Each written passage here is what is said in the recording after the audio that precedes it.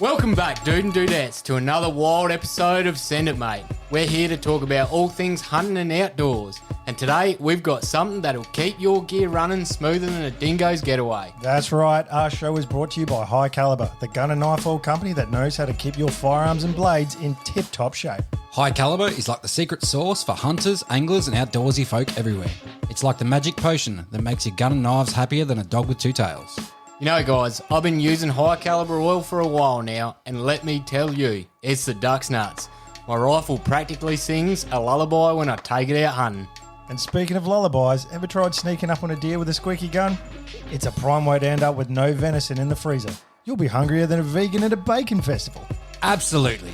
But with High Caliber oil, your gun will be quieter than a ninja in moonlight.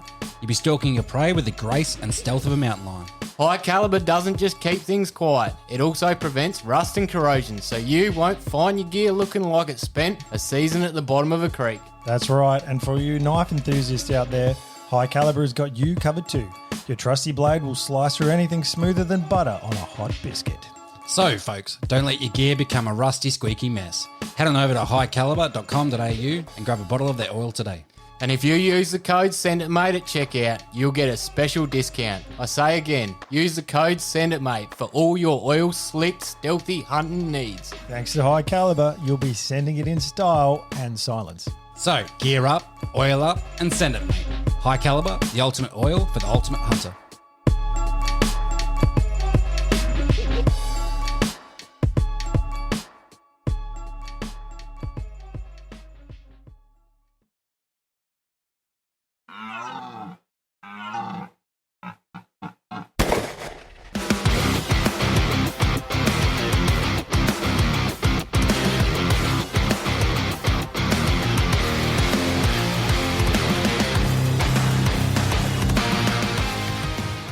G'day all you good mofos out there. Welcome back to episode 2 of season 6 Send It Mate podcast. I'm Josh. I'm Caleb. No, I'm Couchy. Oh, it's good to be back. It's very good to be back. It is. It is. Excited. It is. Hopefully everyone enjoyed our first episode of the season last week with Kai. I thought you were going to say our break. I hope everyone enjoyed our break. That too. I hope you did too. If you did, good on you. But for those of you who are excited that we are back, thank you. Jesus. Now, we did have a good start last week with Kai. That was a ripper episode. Good fun to chat with her. Man, and she was an interesting person, eh? She was. Super interesting. Oh, bloody hell. Just the amount of stuff that she's done. Just, I don't know, insane. 100%. I mean, we probably would have typically started back with a bit of a catch-up episode and a review of what we've been up to, but couldn't pass up the opportunity with Kai, and she was, well, that's when she was available. She was going to go away again, so we jumped at it, and yeah, ripper episode. So hopefully everyone enjoyed, but we'll get into a bit of our crap between the three of us tonight and let everyone know what we've been up to in the break. But firstly, Josh, you got a joke? Oh, no. Oh, I forgot. Actually, no, my joke's quite simple. Australia Day, rock up at a boat ramp waiting for my mates, and they didn't rock up to go fishing on my boat, so... Yeah, that was a bit of a joke. Fucking sore spot is what it is. That was a real big joke because I drove an hour to get there. You know the biggest joke. No, just wait a sec. Do you know the spot that I went? So I got off of Josh, but he called it Selix Beach, where sort of like he took us out, and so I was like, okay. Cool, we're going to Selix Beach, not looking at the map, just thinking that that's where it was. And, man, we were like, on like the other side of Glenelg, like way down. I'm like, this is nowhere near where we need to be. No offense to Hainsey, but I've followed his drop pins before, and they're nowhere near. They're useless. They're nowhere near where you're actually supposed to go. So they're lucky to be within the area. Yeah. So that was on you, man. It was. But let's get to the heart of this issue. Yeah. In that that's not we agreed that we'd all go fishing on the boat. There's another thing to catch everyone up on. You got your boat. The CJ is in your possession. It is. You agreed on Australia Day with us a week in advance that we would all go fishing. Yep. And probably like 3 weeks in advance too, before then. It was twice. Two separate occasions. Yep. And then the night before, we all got together for a podcast meeting All right, cool. When do we headed off tomorrow? Oh, what do you mean? No. What do you mean? There was none of that, actually. There was a pre-story to this. I'd heard nothing from either of you two Within a for week. the entire week. So I just thought, all right, you're both bailing. Cool, so we cancelled. Cool. Couchy rings me before we get to that podcast meeting. He's like, we still going out on the boat? And I'm like, well, yeah, I'm still going out. Like, I haven't. Are you still coming? Like, I was sort of taken back. No, So you're I'm like, I haven't heard anything. no. You're like, I'm still going. Yeah, I'm still going because I hadn't heard anything from either of you. No, insinuating the fact that you're going and not us. No, well, I was going to go no matter what. Because I hadn't heard anything. I'm like, oh, we'll still go. Like, it's cracker weather, awesome day, cool, let's go. I actually forgot it was Australian day for a good 24 hours, but that's all right. You're not convincing us. Hey. No. Anyway, I caught up later that night, and I'm like, you can still come out. I'm still going. Like, come out. Then it got weird. You made it sound like it was just you and your missus, and it got weird. So we're like, nah, it's fine. Nah. It's fine. Nah. This was out of character for you. So how was fishing anyway? Yeah, how was it? It was good, actually. What'd you catch? Yeah, very Photos? good. Yeah. Where'd you go? You're making that face. You didn't go out. Yeah, no, we he were didn't waiting at the definitely. boat ramp for my two mates for the entire morning. You wait for no one. That was silliness because we told you the night before we're not Yeah. coming now. So No, stuff and you. as we walked out the door, I said, I'll see you both at 7 at Selleck. Just because you said that doesn't mean that what we said changes. And you were not waiting. So you it can did, all change on a dime for you two. you were waiting No. in bed. That's what you're doing. Nah, we went out to Selleck's. How'd you go? Didn't catch much? Anything? Nah, we did, actually. We You had sure? it. Yeah, we did. What'd you catch? Yeah, We what'd you catch? caught 6 Making King up. George and 4 squid. Good on you. And we ate it a couple of days later. Well, Mrs. Mum cooked it up and it's delightful. I find it hard to believe that you'd Cat catch that, actually- eat it, and not post anything about it. Yeah. Kat actually caught the majority of the whiting. It was like her side of the boat was catching everything. My side was getting nothing. But yeah. You're not having good luck on your boat so far. No. Well, I caught all 4 squids, so that sort of redeemed me. Yeah, In but the she still caught competition. more than you. And my Well, I missus, caught 2 of the my six. missus caught more than you when I went out with you Well, I before caught- Christmas. But hang on, you caught shit. I caught nothing. So it's not a competition between me and your missus. It's a competition between No, all I'm me saying and is the girl's beating you twice on your boat. Well, no, because Well, I it sounds caught like 4 the girls' squid competition. and 2 whiting. So that's more than 4 whiting. Hey? Arithmetic. All right, my missus beat you. Man, the squid actually, I was like just casting just into the shallows, not thinking that I would get anything, and just one after the other. It was like just bang, on, reel it in, put in the esky, next cast, bang, on. I'm like, sick. And you only caught 4. Yeah, I only caught 4. Yeah.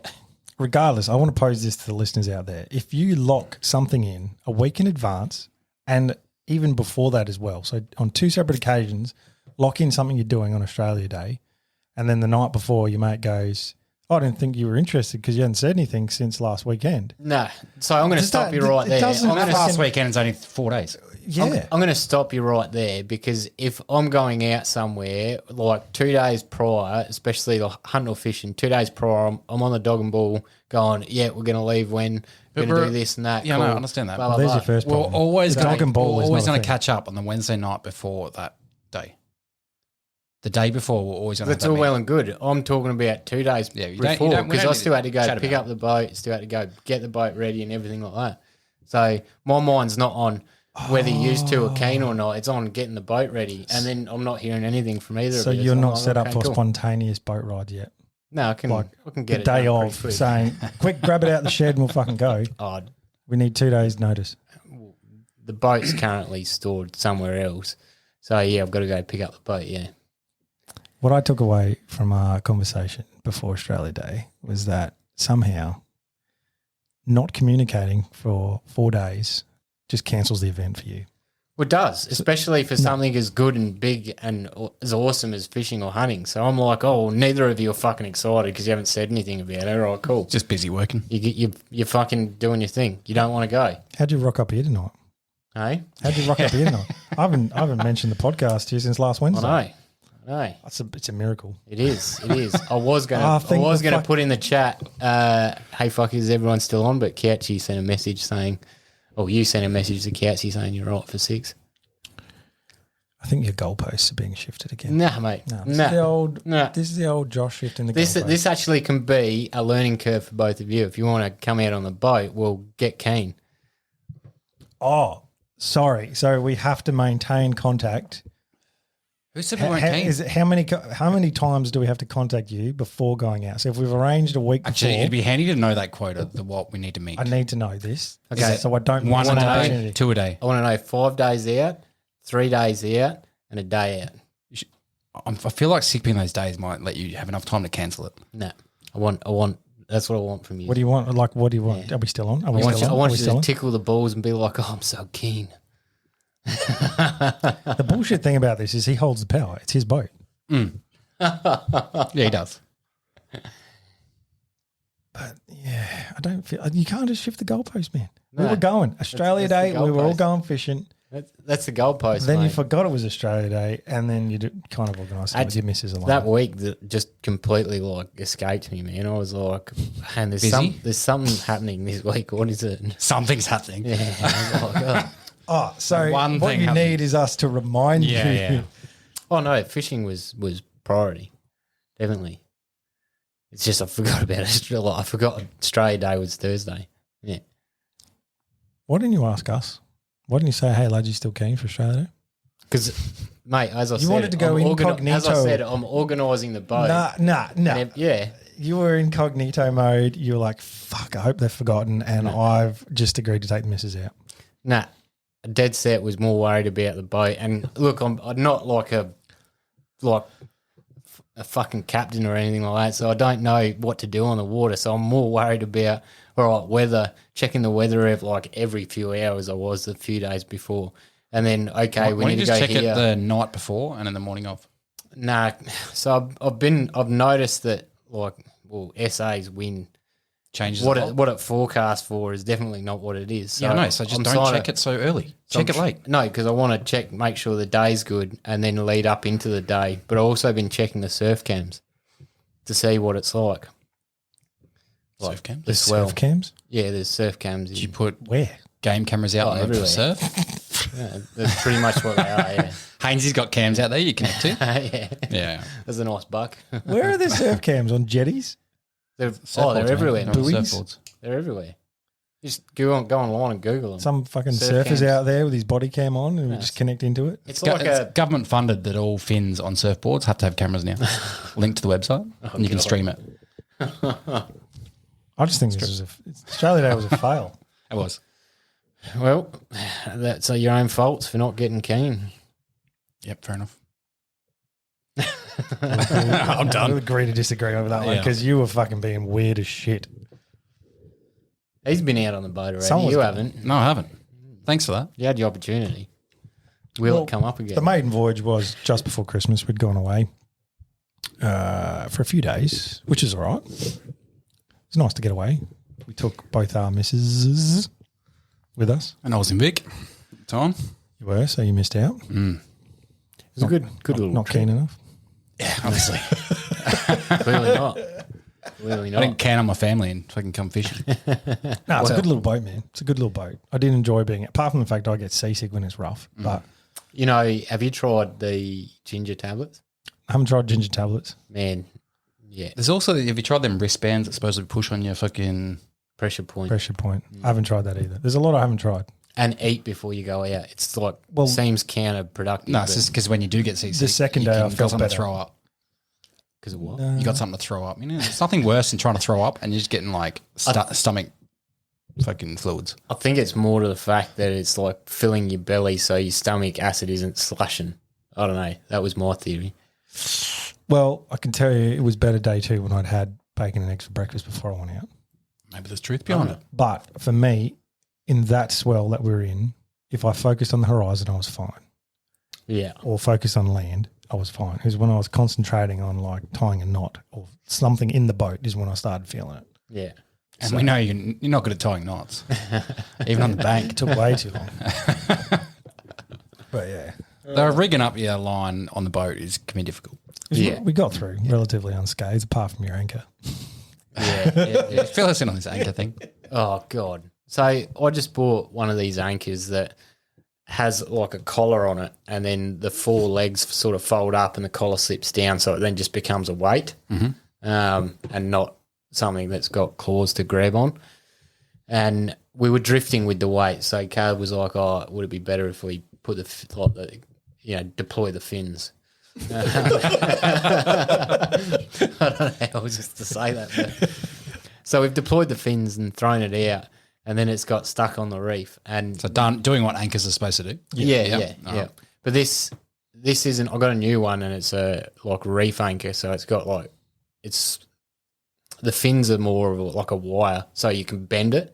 So if it gets stuck, you can use your muscle or the engine and bend it, and it'll come loose. Whereas this other one wasn't. It was just like solid arms.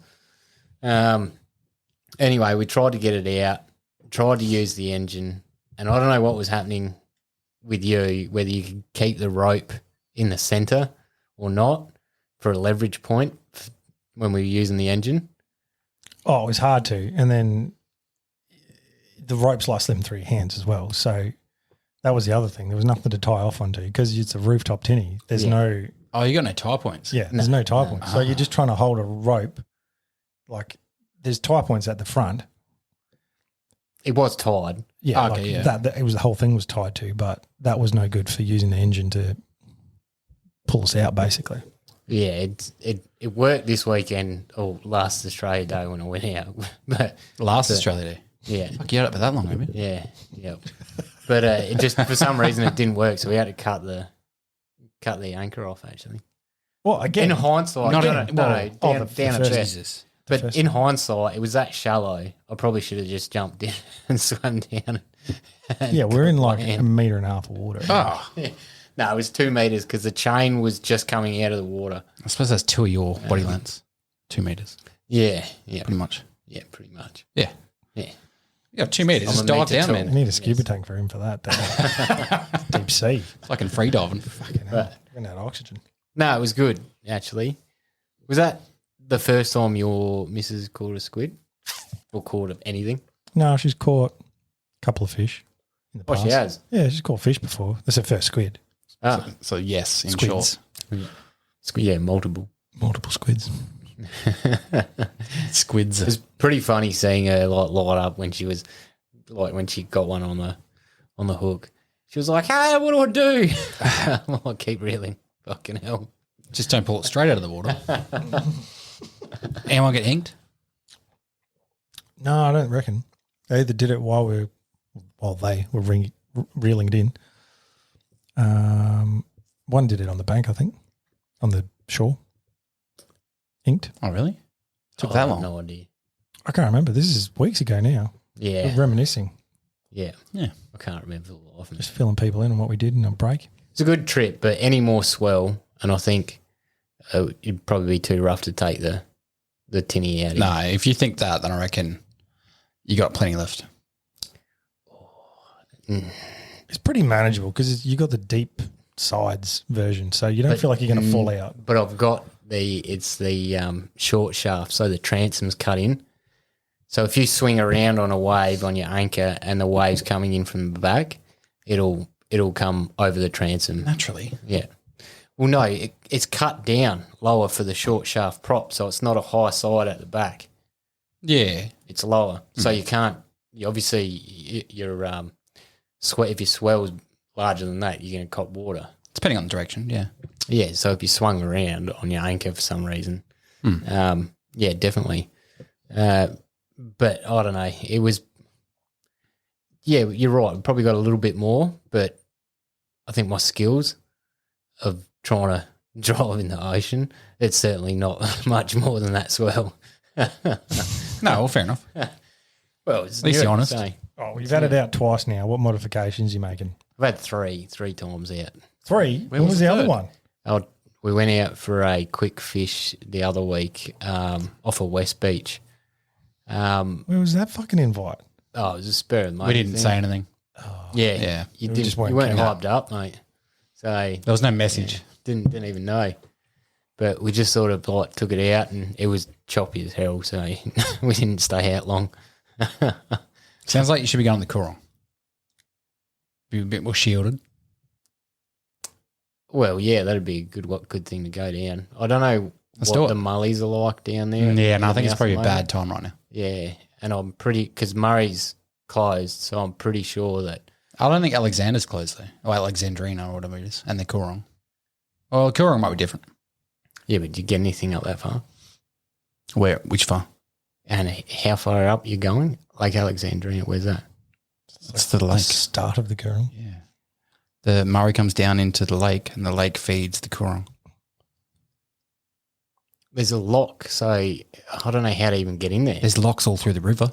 No, yeah, no shit. But I don't even know where there's a boat ramp to launch. I think to go into the lake, you probably have to go to like Victor. Gore.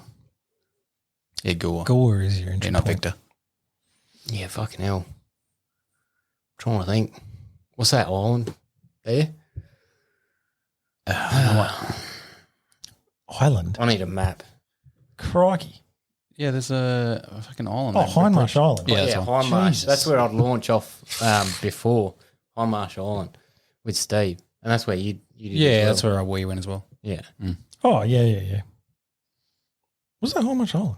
yeah, It was, yeah. Yep. yeah. I thought it was Gore. Because otherwise you got to go around and in through the mouth and up, as far as I'm aware, unless there's another way that I don't know. But I don't know. Oh, well, I have no idea what the status of being able to fish there at the moment is. So, Yeah, when that calms down, I think it'd be a good spot to go. sure, it's on the SA fishing app. Yeah, I'd like to give it a go. I miss eating molly actually, and snapper. So I can't wait for 2025 when the snapper ban's lifted. Well, they say that they will. Doesn't mean they will. yeah. Good luck. Anyway, you didn't answer my question. What modifications would you make to the boat? When I went on the one time with you, fucking rod holders, I got rod holders now. it is a shell of bright, shiny Yeah, you aluminium. need to like mat that. He did put carpet squares in there, to be fair, Yeah. as a temporary measure. But what's happening with the seats and the rest of the metal, which just gets blaringly hot? Can you just like paint it? You can wrap it. Yeah, definitely. Ooh. That way you're not bolting anything to the actual framework to avoid your warranty. Yeah, well, that was the biggest problem. So I was looking for someone to do a frame up because I'm not keen on welding to any structural point myself. So I was trying to find someone who could weld up a frame for a floor and then a casting deck. And I rang CJ, actually, just out of curiosity because I couldn't find anywhere in South Australia that'll do it. And I rang CJ because I thought, I'll just drive up there and drop it off and, you know, if they can do it, get them to do it. It's the brand of his boat for anyone who doesn't know. And, Not just a guy. And they turned around and said, oh, no, we don't do that. Oh, I just want to let you know if you do weld or drill into anything, it voids the warranty on the boat. I'm like, yeah, that makes perfect sense, but far out. That's a bit shit. Yeah. Could you just have anything in there that's just like sitting in there that doesn't have to be fixed? Well, you don't want it to sort of vibrate. Rubber. Yeah. So I wouldn't do rubber mats. I'd do a proper flooring. Yeah, because you want a casting deck. What about just the general shininess of everything? Well, the floor will take up most of that shiny I'll paint the rest. shininess. Just paint it. What about just like tub liner or something? Then it's grippy. Nah. Fucking get some Yeah, that'll work. bully liner Nah, or 'cause raptor liner or something. If you get that, like when it goes on and it dries, it's not actually stuck to the surface. There can be like air pockets and things. And if you get salt water in that and can't wash it out For properly, tub liner, it's I didn't think it'll tub liner. trap salt. I thought tub liner was like it released all the air. Nah. I mean, if you've got bubbles, then you've done a shit job painting it. Yeah. You've laid it on real thick. No, when it dries, I'm presuming it shrinks a little, and that's what can cause the little air pockets, and for it to come away from the actual surface as well over time. And I don't want to leave a salt sort of water in between without being able to flush it out. How with do fresh you water. fucking use it on cars then? Like, or tubs, because they get filled with water. But are they salt water? I feel like liquid in general. How is salt water independent? Liquid would fuck the metal. Yeah. Doesn't matter. It doesn't have to have salt. How's salt water going to get in and underneath Salt it any water's more than gonna normal water? Speed up the process Yeah, of corrosion. I don't know, man. Look, I don't know. I've seen heaps of tubs with that tub liner where guys have pulled out the bottom and it's been rusted. So, Because they probably didn't do anything with the rust that was already there before they did that. They were like, I'll just spray this That's shit just over covered it up. no, they were pretty much new cars when they got them. So I don't know. That's just my opinion. I'm not going to spray it. Definitely not. I'll get the outside wrapped for sure. It doesn't help the fact of Why? That doesn't help the shininess while you're in it. No, but once again, it adds that like a little bit of protection against corrosion. What's the official name of it? Because everyone's dying. Soggy to know. Dorito. I've voted Yeah. firmly for Soggy Dorito. Didn't we say it if 2 out of 3 vote, it's how it is? Well, that is the podcast law. Might be sea biscuit. We'll Sea see. biscuit. Sea biscuit. Yeah, Soggy Named biscuit. after a fucking horse. Come on. we'll see. We'll see. Soggy Dorito. It's a Soggy Dorito. So what else are you putting on it? You putting rod holders in? What are you doing? I got rod holders in there. I'll do a fish finder eventually, and I'll do a battery and a spotlight for Gar. Seats. You going to upgrade the seats? Just going to put they're like a bench seat in, just a pad. That's all. Not going to bother with anything else because it's just gets too crowded too Just easy. adding weight too. That too. Yeah. I didn't honestly notice how hard the seats were while I was sitting on it. Because you were too worried about not throwing up. Yeah, probably. Well, probably that. But also, you're sort of half standing up and moving around all the time anyway, so you're not really just sitting on your ass doing nothing. Yeah. And it's sort of a bit more active than what you think. You're not just, sitting down doing nothing. But casting deck on a glassy sea, different story. Standing up the whole time. Yeah, that'd be, On a lake. That's be nice. that's where I'd like to be with it. But we'll get there. Slowly but surely. Well, make sure you send the invite out well in advance and we'll make sure to maintain contact throughout the waiting period. Not just the night before. when he's free. Put a Jesus. date out there. No, I'm busy. Saturday, Not free. Sunday, Not free. His weekend's out. next. I'm going to need some time to plan. Good luck to you. It's weird you planning. Usually just say a date and you just stick to it regardless of the fact. Mm. Well, did. Australia Day. Still went out. Did you though? Yeah. I want to see some photos. Yeah, that's fine. You can see some photos. I don't reckon you did. You reckon And it if you did, I reckon it was after lunch. You reckon it was after lunch? Mhm. You reckon? I want to see photos timestamp. Yeah, that's No, we were up pretty early. Nah, We were at Selix by 7. I call shit. by 7. You were waiting at the ramp by 10 to 7. You did say Earlier. you're there at 6:45. Yes. Story's really? changing. I can show you some of it. They go to the top right and go details. Some of it. All right, now timestamp. What day was that? That's 11 a.m. Thursday, 11 a.m. I can. Well, we were 11, fishing, weren't we? 11 in the car. 1 o'clock the previous day. We were fishing, weren't we? What's No, that? you didn't get out 11, before 10. 11:02. Mate, I'm not worried about a photo when I'm launching it on a beach on high tide when Selix is about to be packed. I'm not worried about taking a photo for you. I would be if there was doubt as to whether That's you'd all right. forgotten about commitment it. You'd forgotten was- about it, yeah. clearly. 100%. It's all right. I told you I was waiting there at 11 for you guys to rock up. And then we decided to go out. No way. You haven't been yourself lately. That's the overarching thing. Really? Mm. Well, anyway, let's move on. Oh, This is dry as shit. sore topic. Sore spot. Fucking hell. Well, do you have a joke? Fucking lighten the mood. Do I have a joke? Oh, nah, I don't. Not this week, do you? Knock, knock. I think I've seen. Who's there? Europe. He started it. He can finish it. Fucking do it. Knock, knock. What is this? A fucking Mexican standoff? Nah, because I feel like it's entrapment again. Just do it. Who's there?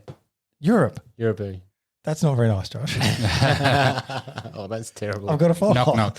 I've got to follow up. Knock, knock. Who's there? I ate mop. I ate my poo.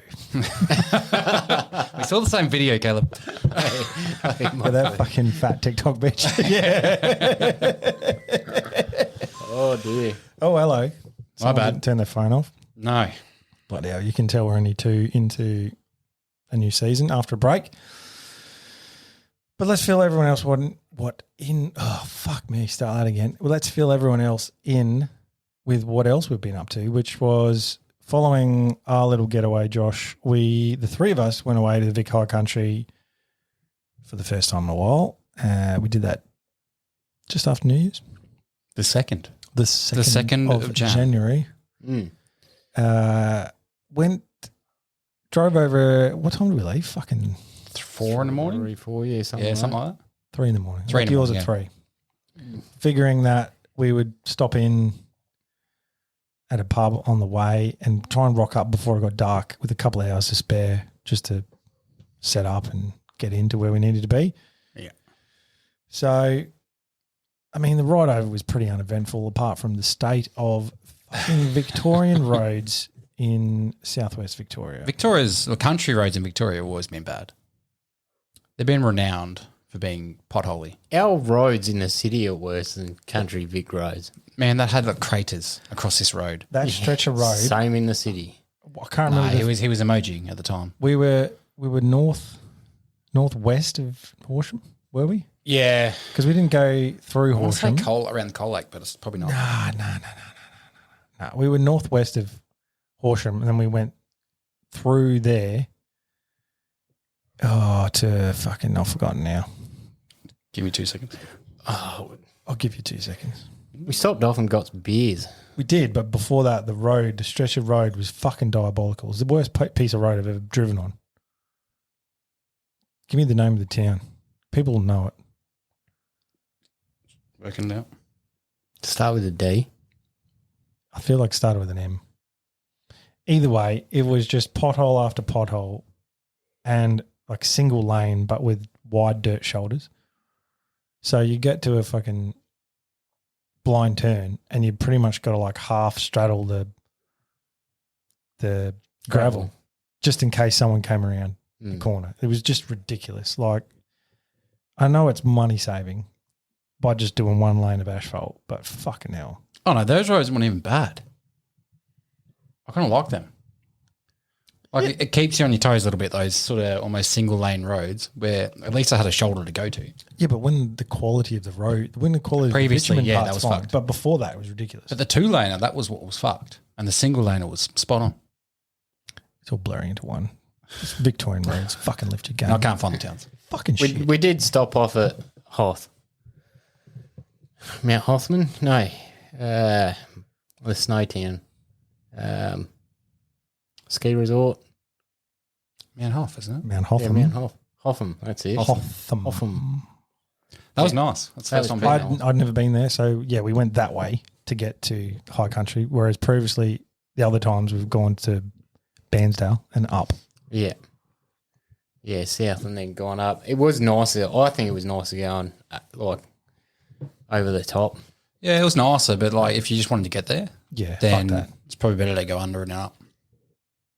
Yeah, I don't know. Oh, yeah, I guess so. It wasn't that bad going up from Bairnsdale. Certainly easier Yeah. because you don't have to do these ridiculous windy roads. Yeah, I get you, but you don't get the view. No. True. No. Like, I wouldn't mind going through there again, even though I would hate it because of traffic, but through this when the snow's up. yeah, man. But it'll be a crawl through there. Yeah, even just with the amount of people, let alone the snow. Yeah. Yeah. But I remember when we did get to Hotham, I was like, how the fuck do people ski down these slopes? Because they were like fucking...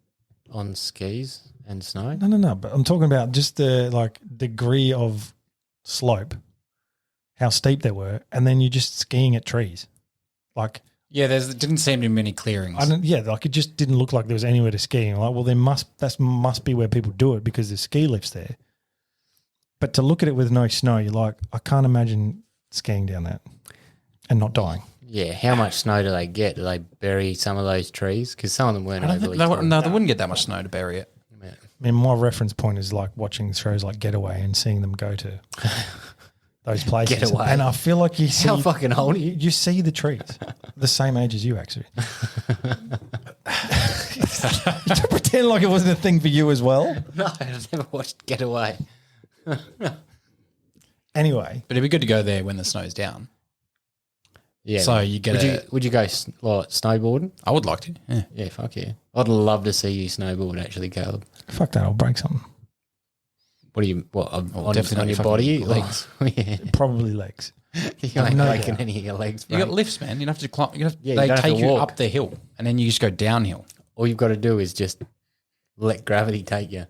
My missus has been in snow season. She fucking hated it. Yeah, my missus has been as well, and she hated it. Yep. My missus spent the whole time like in the fucking ski resort, going to like the sauna and the spa and getting pedicures and massages and not being out in the snow.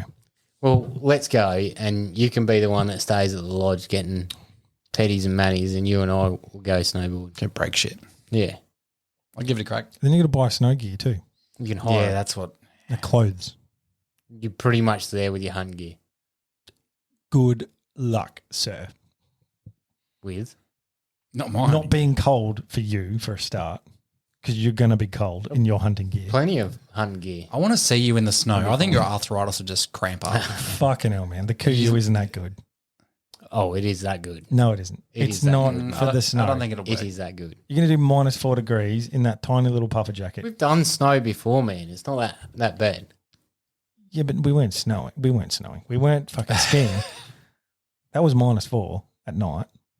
Yeah, so you're going to be warmer because you're having to actually use your body skiing or snowboarding. I wouldn't ski.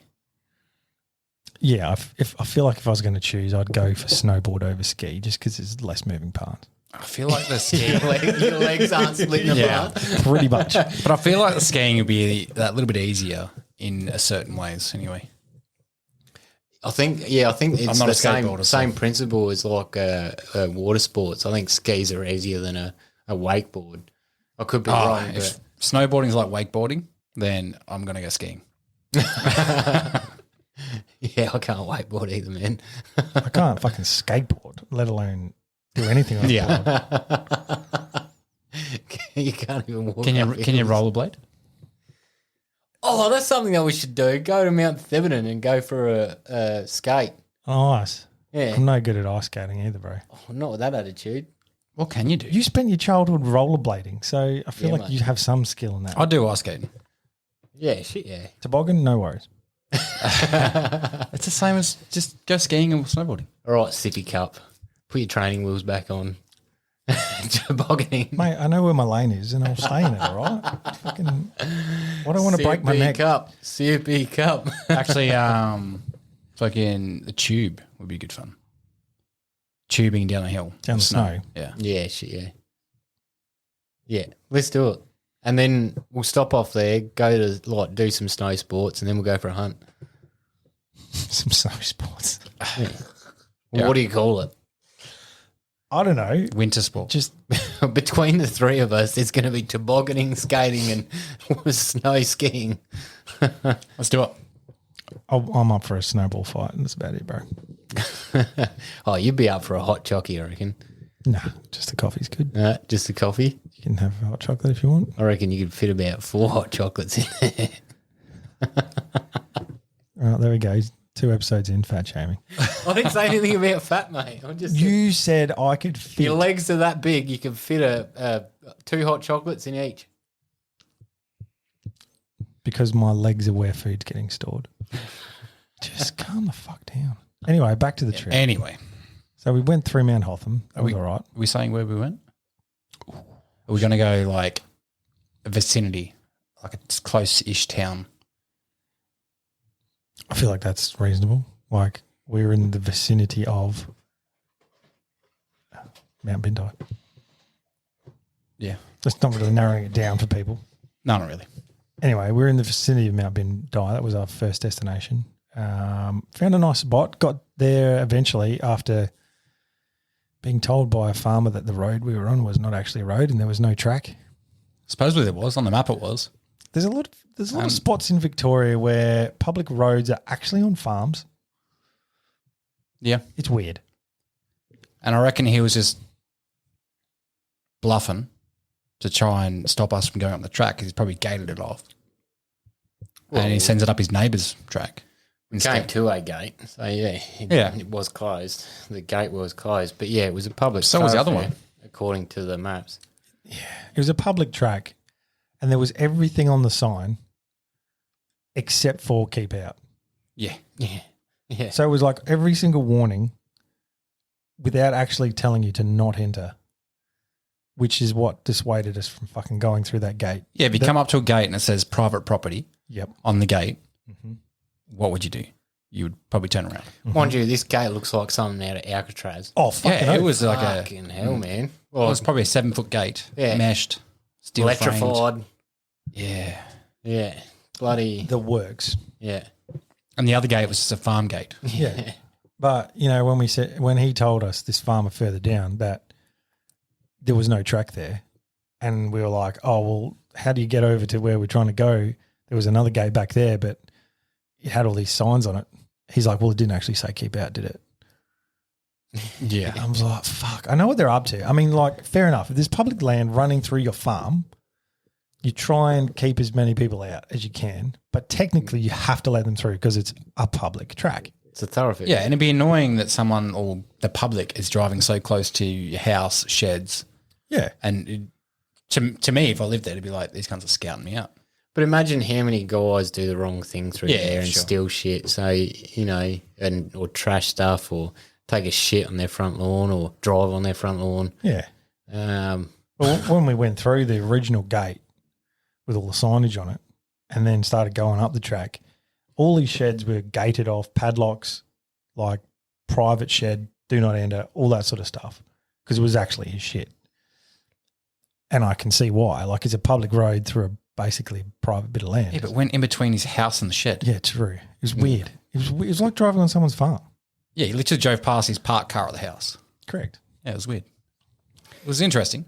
But either way, we got through that part and then we had to do a bit of rock climbing, which, Caleb, you got on edge to start with, but little did you know that the worst was yet to come. True. I was on edge because I'm like, this is the fucking worst piece of road ever. And we're like just at the start of our like public land. It wasn't bad in hindsight. No. It was just rocky, man. It It was bouncing. the one thing I was worried about with those rocks was just shredding the tire. Yeah. In hindsight, I should put the tire pressure down earlier. But we did eventually, so. Yeah, out of necessity. To avoid popping the tyres. Anyway, we went back to a spot you'd been to before with some success previously. And honestly, it was a good spot. Yeah, I'd go back. Nice views, nice place to set up camp. It was the best spot that we went to. Oh, hands down. And I didn't want to leave. Oh, hello. Yeah, I was waiting for it. This is 4 days away, but 3. But I was waiting for it. But no, well, we Let's got not up skip there. to there yet. We got up there. What time did we get up there? 7? Oh, maybe It was- it we was had an like an hour? hour or so before dark. Yeah. And we set up next to the car because it was like, well, no point just going out on foot because we could pretty much get to everywhere on foot where we wanted to hunt. So we may as well camp in the car. So you two got your Altons out with your fucking 2 10-pole configuration bullshit. Well, he had 2 temples. Yeah. I'd use a shovel and and your bipod. a tripod. Yeah. Took a bit of configuration, but it worked out. And you were slumming it in your hoochie. Hoochie with a monopod and a stool underneath it. So it looked like you pretty much just laid under the hoochie. Yeah. It looked like a puff Hey. tank height. It worked and I didn't get wet when it was raining. So I neither. Yeah, neither. I was actually quite comfortable. The rain was nice. All right, here's a question. How'd you like your outing? That was good. It was? was actually really warm. Yeah. Somehow it kept that warmth in, eh? Oh, It ridiculous. was too warm. Yeah. Yeah. I mean, I was pretty warm too in my hoochie. Because Yeah. it wasn't cold. I could sit up. It got cold the second night. It got a little cold. Did it? I was warm. But, yeah, when you went out to pee and shit, you was like, oh, yeah, it's a bit nippy. Either way, we got all set up eventually. Nice bloody backpack. Eventually, I think I was backpack. still setting up as the sun was dropping. True. Like, fuck. As Josh and I got the old backcountry out and had a nice meal We did. Yeah, at the sunset. it was pretty nice actually. Over because just for the listeners, we're pretty much on one of the highest points in the area.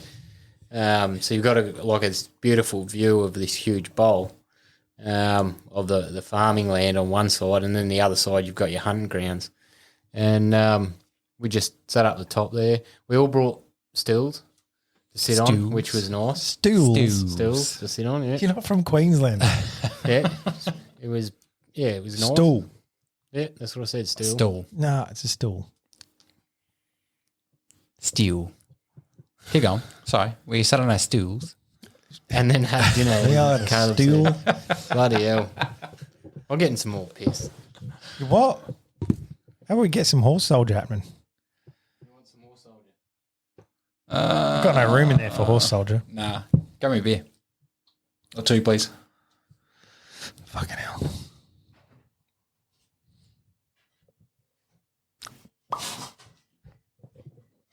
It doesn't really help because it's only a small frame when I'm flicking through it. Oh, yeah. Oh, I got Jim and Jack in there. Who said that's your Jacks? Sugar free, bro. Yeah. No, fair point.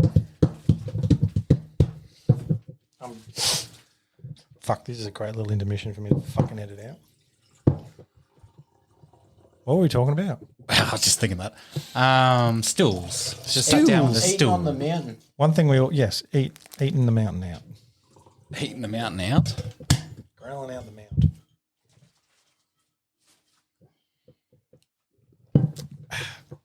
Right, now that our drinks are replenished, back to the stools.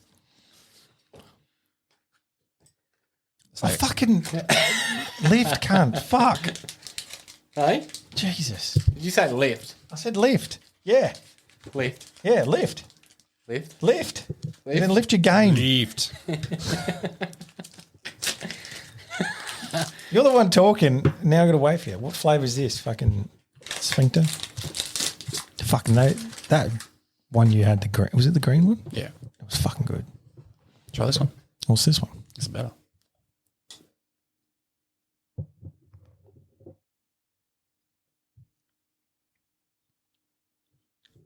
Sweet. Yeah.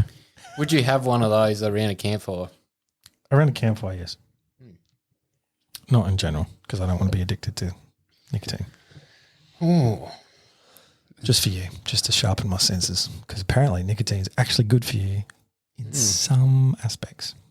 It is. Memory, cognition. You better get back to a pack a day, bro. I think it helps you focus. Memory and cognition of the brain. I can't remember. Cognitive ability. Cognition, yeah. Cognitive ability. Anyway, back to your stool. So What was happening with the sitting there stool? watching the sunset. Sitting watching the sunset. I finished. I said having dinner. One thing we all brought was a stool. Which is something we've all sort of started to bring was them 3-legged stools that pack up pretty well. It's good for a backpack. Yep. So I rate them. Definitely. Yeah, it was handy. Because it sucks sitting on the ground all the time. Yeah. And you never have a nice rock or something, especially not there. No. It was just grass. No. Which, let's be honest, we spent the next morning sitting on our heinies a lot because it was foggy as fuck. Yeah, that kind of sucked, but it was kind of good at the same time. Look, I don't mind a glass because you're just sitting on your ass looking for stuff. So it's like hide and seek, sitting down style. I was more talking about the fog. The fog sucked when it rolled in the morning, but it was kind of good at the same time just to sort of chill. Oh no, I was waiting for that sort of chill time going hunting. Yeah, sure. Obviously, I wanted to see stuff. Oh, look, at the end of the day, it's nice being out in nature. Could have been a lot worse. Could have been raining. Could have been raining, yeah. It was later on, but... Yeah, it didn't take long for the fog to lift, though. That patchy fog that you could glass. Didn't take too long. Couple of No, hours. that first day was better than the second. Was it the first day that Kiachi and I left you at the... Yeah, it was, because at the tree we're all glassing it. Yeah, yeah. We went back to the car, whatever. Because it was foggy. Because it was foggy. Left you. You're like, oh, yeah, I'll stay here for a bit. It's going to lift. I don't know how long we're away for. We weren't for that long, but I felt like we sat at the car for a little bit, probably half an hour, and then decided, let's go back. Yeah. By which time you disappeared. Yeah, so that would have been probably an hour and a half all up. Yeah, probably. You know, half an hour walk each way and then, you know, half an hour at the car or whatever. I stayed and saw the fog lifted and saw a couple fallow, and I didn't want to shoot them because they were Fellow does. So I actually went back to go get you, either one of you, at the car to come back and have a crack. And that's when we met sort of halfway. Halfway? You were probably like 10 metres from where you were sitting. No, I was up on the hill by that stage. Up past the first false peak. Sort of cresting around the corner. I mean, first violation of the trip from you there, Yeah. in my book, because we all agreed that whoever spotted the deer would shoot the deer. Well, they would say whether they wanted to shoot it or not. I thought we were just in it for meat for starters. Yeah. Just get our meat. Yeah, but so we sit here and preach on conservation. You don't like and it it was does. And I'm sitting there going, well, it's not the right time of year really to be taking a doe. I mean, they're all with fawn, sorry. So I'm like, oh, is it the right time to be taking a doe? And I just said to myself, nah, I'll let one of you two take it, and that'll be that. But what if we'd said yes? Well, that's fine. That's your choice. At least you got a choice. Yeah, it was kind of like the goats when we went to Meningi. I let the goats live, and then they walked in the camp, and Josh and Peter shot them. Yeah, so I understand that. Yeah. Yeah. I mean, I feel like if it was like a real conservation push, you wouldn't have even offered them to us. You just said, let them lie. Just leave them. No, well, that was just my justification in my own head about not wanting to take the shot. And I thought, well, instead of wasting it, I'll go ask one of you to see if you wanted to. I should have just went over and shot it. Should have shot it. Should have. Yeah. It was the first morning though, so It was. That was the other thing. Everyone I was didn't a really little want to bit take a gun-shy. shot on a doe on the first morning and then like a nice, I don't know, 28-inch stag rolls through. Yeah. Then you shoot now that we're getting too. to the bottom of it. then Now you we're shoot- getting yeah, to you the shoot- fucking bottom But of why it. can't you shoot both? If Well, you you saw can. them both, you Yeah, shoot them both. Yeah, we all agreed. If you spot it, it's your shot. Yeah, you can. But I just didn't want to, man. I was sitting there, it was weighing on my head about conservation. And I'm like, the first time I've been to this place, I think I would have seen 30, 40 deer and, you know, a whole morning, and there was not really that much about. So I was like, oh, I'll just wait. I'll wait, you know, not comfortable with shooting it. Kind of need to practice what I preach. Did the same thought process go through your mind with the second lot of 2 days you didn't shoot at? So it did. So, and I kind of knew they were going to be at that little break because there was a small little break in the bush at the bottom of the valley. And I thought, and I remember walking along thinking, yeah, I bet you something's going to be there. But then instead of stopping and slowly going forward, I just kept walking, and then I was like, there's one there. And you were right behind me, yeah? Yeah, I was like right next to you. Yeah. And we just sat and watched them for a while. And there was the first doe that I saw was off to the right, but I think he went into the scrub pretty quick. Well, she did. And then another doe sort of come out on the other side of this little opening, which wasn't very wide. And I thought, okay, because used to were giving me shit about not taking one the day prior. So I was like, all right, well, get in a little bit closer and have a crack. And as I got in and I sort of set up, I saw a fawn underneath it, like drinking. So I was like, nah, I don't want to take it. I mean, hindsight's a beautiful thing. Yeah. Would I have been, still don't think I think I made the right choice. I don't think I would have shot him now, right now in this moment. If I was to be back there, I think I'd be like, nah. Part of me was going, shoot it. The other part was visualizing packing that out up the hill. And I'm like, I can't be fucked doing that. you're shooting in the bottom of a fucking. That was the other. Then again, if you shot it halfway up, it's probably going to end up down the bottom anyway. That was the other thing. It was a fairly big pack out if we were to shoot something, which is doable, possible. I have a funny feeling if there was a fucking 30-inch sambar 500 metres away the other side of the valley, you would have been halfway up that hill that we had no idea how to get to. Happily packed it out. Fucking oath, but that's not like conservation from the doe's point of view, shooting the does. But yeah, the stag, bloody oath. Yeah, 100%. And I was watching that other side of the hill for hours, man, trying to find some. Yeah, I thought we were going to see something over there. Yeah. Yeah. It was like, it seemed perfect for it. Like, absolutely perfect. It did. It was the wrong face, though, because we needed the opposite face. We needed to be sitting over there looking at the face we're sitting on. Yeah. Because that was getting the sun. That's true. But it still seemed like a fairly likely position. Yeah. So what did we spend at that first spot? 2 full days? No, 2 3/4. Yeah, 2.5. We left the 4 o'clock the third day. No, we started packing up to be leave by 5 and we left at 1:45. Yeah, so We got there Monday night. We left. We got there for- Monday night. We left Wednesday night. Yeah. Yeah. Yep. And then we sort of, I don't know, in my head, I was sort of thinking, I'll take ownership of this because we shouldn't have left. That we went over there to check out some spots. And I'm like, well, as good as this place is, I know it's good. I kind of want to see what else is there around here as well. Well, just before that, the third day, we saw 2 fallow bucks. Oh, yeah. Sorry, I won't skip that part. But they were in one was in velvet. Oh, it looked like it was Was the other one spiky? solid velvet. And the other one looked like it started rubbing out. Yeah. Yeah. A forky or something, I think. And I saw a doe on its own twice, the same one. So there were deer around. Yeah. There were. But there's This either went- no shot opportunity or the shot was passed up. Yeah. Yeah. So there were deer around, and then we decided, carry on from your story. All right, so I decided I want to just check out some other places to see if there's, that what if the next spot is even better kind of thing.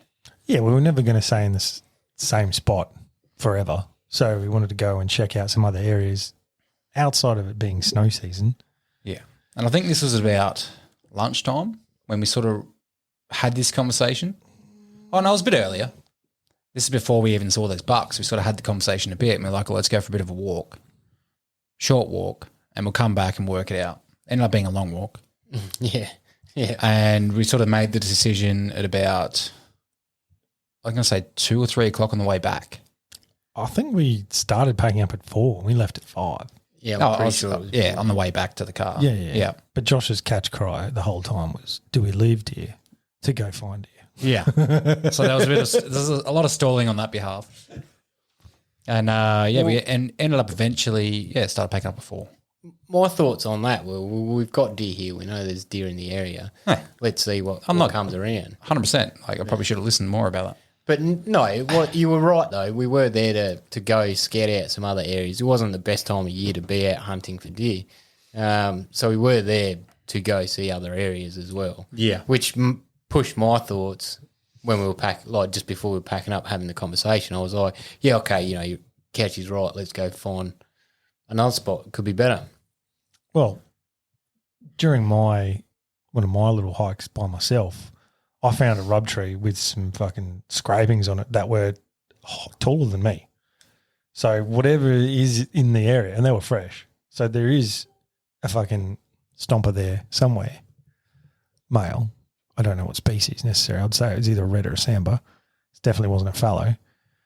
But he's decent size. It's decent size because the top tip of his antlers were digging into the tree higher than me. Mm. So it's a reasonable size. So there is something there that's big. No, I'll definitely go back there. It's funny because where you saw it, was that in the area where there would look like there had been a lot of other campsites? I know my rubs I seen was down around Nah. there. No, it wasn't. No. Not talking about the clothesline, but more sort of from our camp looking at it to the right. If you're coming down the track to get into where we were, it was on the left-hand side into the scrub. Yeah, same spot. Yeah, so fairly close to where the other campsites were. No, because it was about halfway up the hill. Oh, shit. Oh, that far up. Yeah. Oh, I pinned it. So if I go back, I'm going fucking straight there. You almost need to find a couple of things like few tracks, some shit, maybe a wallow. That'll help determine its species. There was a few wallows through that swampy bit. There were, but they weren't used a lot recently, I don't think. Or not. I don't reckon. A huge amount. There was definitely prints through there that were pretty recent. Yeah. But they weren't really sort of, I don't know, I think they're more used for a watering hole or something most of the time anyway. That was the hard thing actually out there. There wasn't crazy amounts of rain those first few days, a little bit, but it was enough that everything started to run off. So on the hillside, any tracks, like on the high side, any tracks that were there, they were washed out pretty quick. Oh, we because couldn't of see that our own rain. car tracks from the day we left. It was only 2.5 days. Yeah. Yeah. So it was like, well, this isn't helping at all. And you weren't expecting it in early January being summer. Like I certainly wasn't expecting it to be that bad. I think that altitude, it must just be wet all the time because you're basically in the clouds.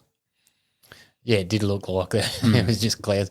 And you know when you hit that line too, it goes from sort of normal weather and then just suddenly hit just mist all the time. Yeah, that's true. It's quite moist. But anyway, we packed up, we left, thinking we'd get, like as the crow flied, the next spot we were going to try was only a couple of Ks, albeit through bush tracks, but yeah. It's pretty easy going. Yeah. Probably there in an hour and a half. Hour? Oh, not A even. little later? Not even. So we went through there, but so the next spot we were going to go, it turned out there was just fucking people camping every fucking where. So Campers, this was a bit more of a horses. plain. It was the second spot we went to, which I did kind of want to try.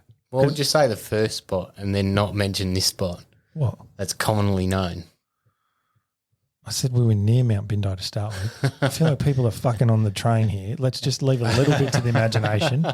I'm saying we were near Mount Bindi, in and around, and then the second spot was more of a plain. Like, Oh, God. fucking do your research. I'm not going to spell it out for you. God. But yeah, that place was way overused, but it seemed like it would have a lot of potential if there was no one there. If there was no one there. But I feel like because it's accessible for by some reasonable By F-150 and a horse load. True. Yeah, yeah, people had fucking taken their horses up there and penned them in. yeah. It was pretty spectacular to watch. And I quite enjoyed watching everyone sort of hoon around because I'm like, fuck yeah, dudes are getting out amongst it. I did enjoy it. You almost get Because I bogged. wanted to hunt there. But there's people on quad bikes, motorbikes, horses, just doing recreational shit. Just tearing the place up. Tearing the fucking place up. There were tracks upon tracks upon tracks through mud that people had just made up as they went. It was insane. Yeah. It would have been fun though. It was nice sending Yes, it through yeah. that stuff though. Imagine hooking in a bike around there. That would be sick.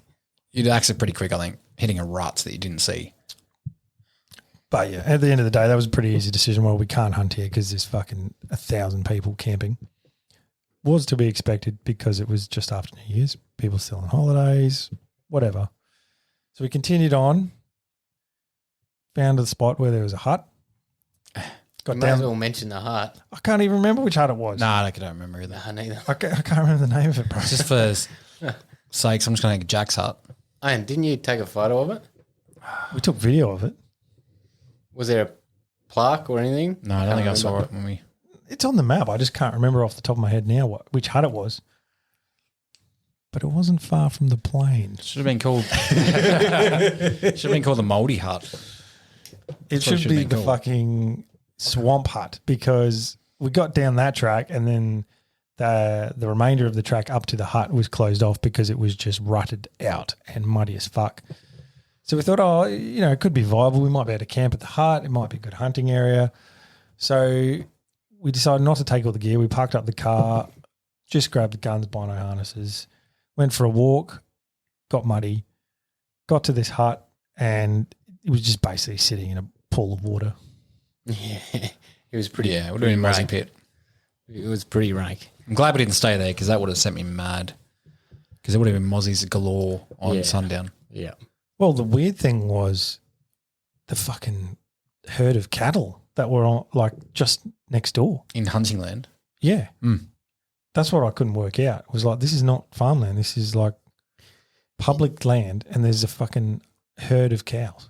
Well, yeah, it made me ask, is is there leasable land around? Because I'm like, well, there was quite a lot of cattle there.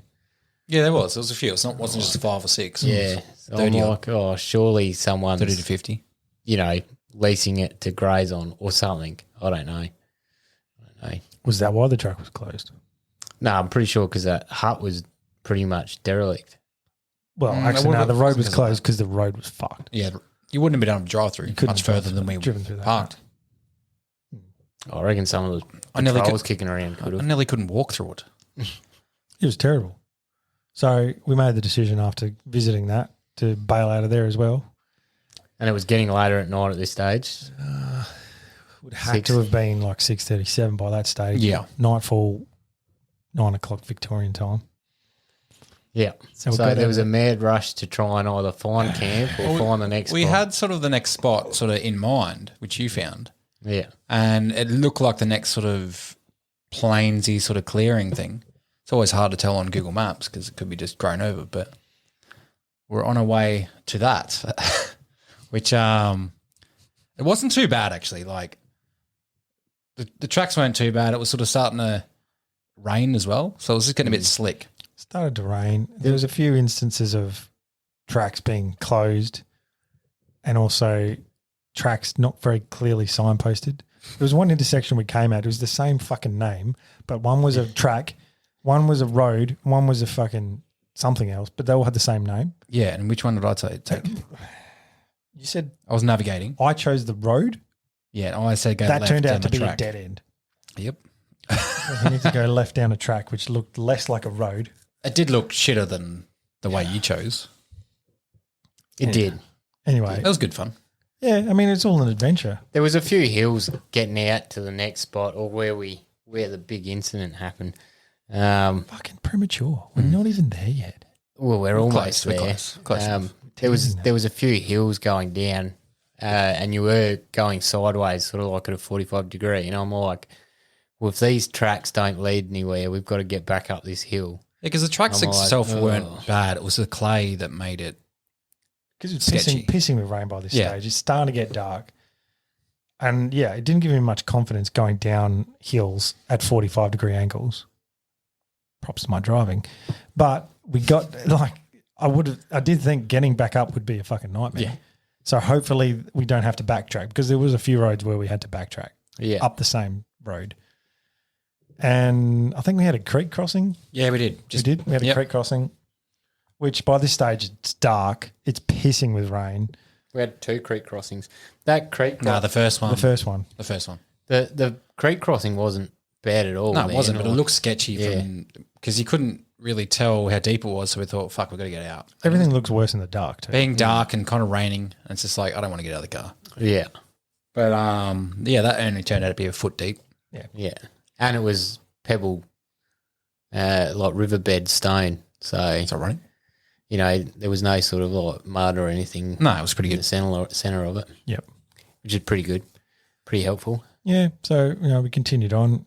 It's quite dark by this stage. And then we've gone, well, fucking, this is getting real hard to get to this next destination we're trying to get to. How about we just bomb out to a nearest town and just find somewhere? Just get out of the fucking bullshit. Or somewhere traffic. that's just sort of campable. It's campable, whatever. I'm like, yeah, boys, it's dark. I don't like doing this in the dark. Yeah. It's not great. It's getting wetter. Like, And the only way was going back the same way that we just spent a while driving on as well. Oh, no, that wasn't the only way. Oh, pretty much. not by then. The tracks weren't giving me a lot of confidence by this stage No. because throughout the high country, there's some like nicely graded ones.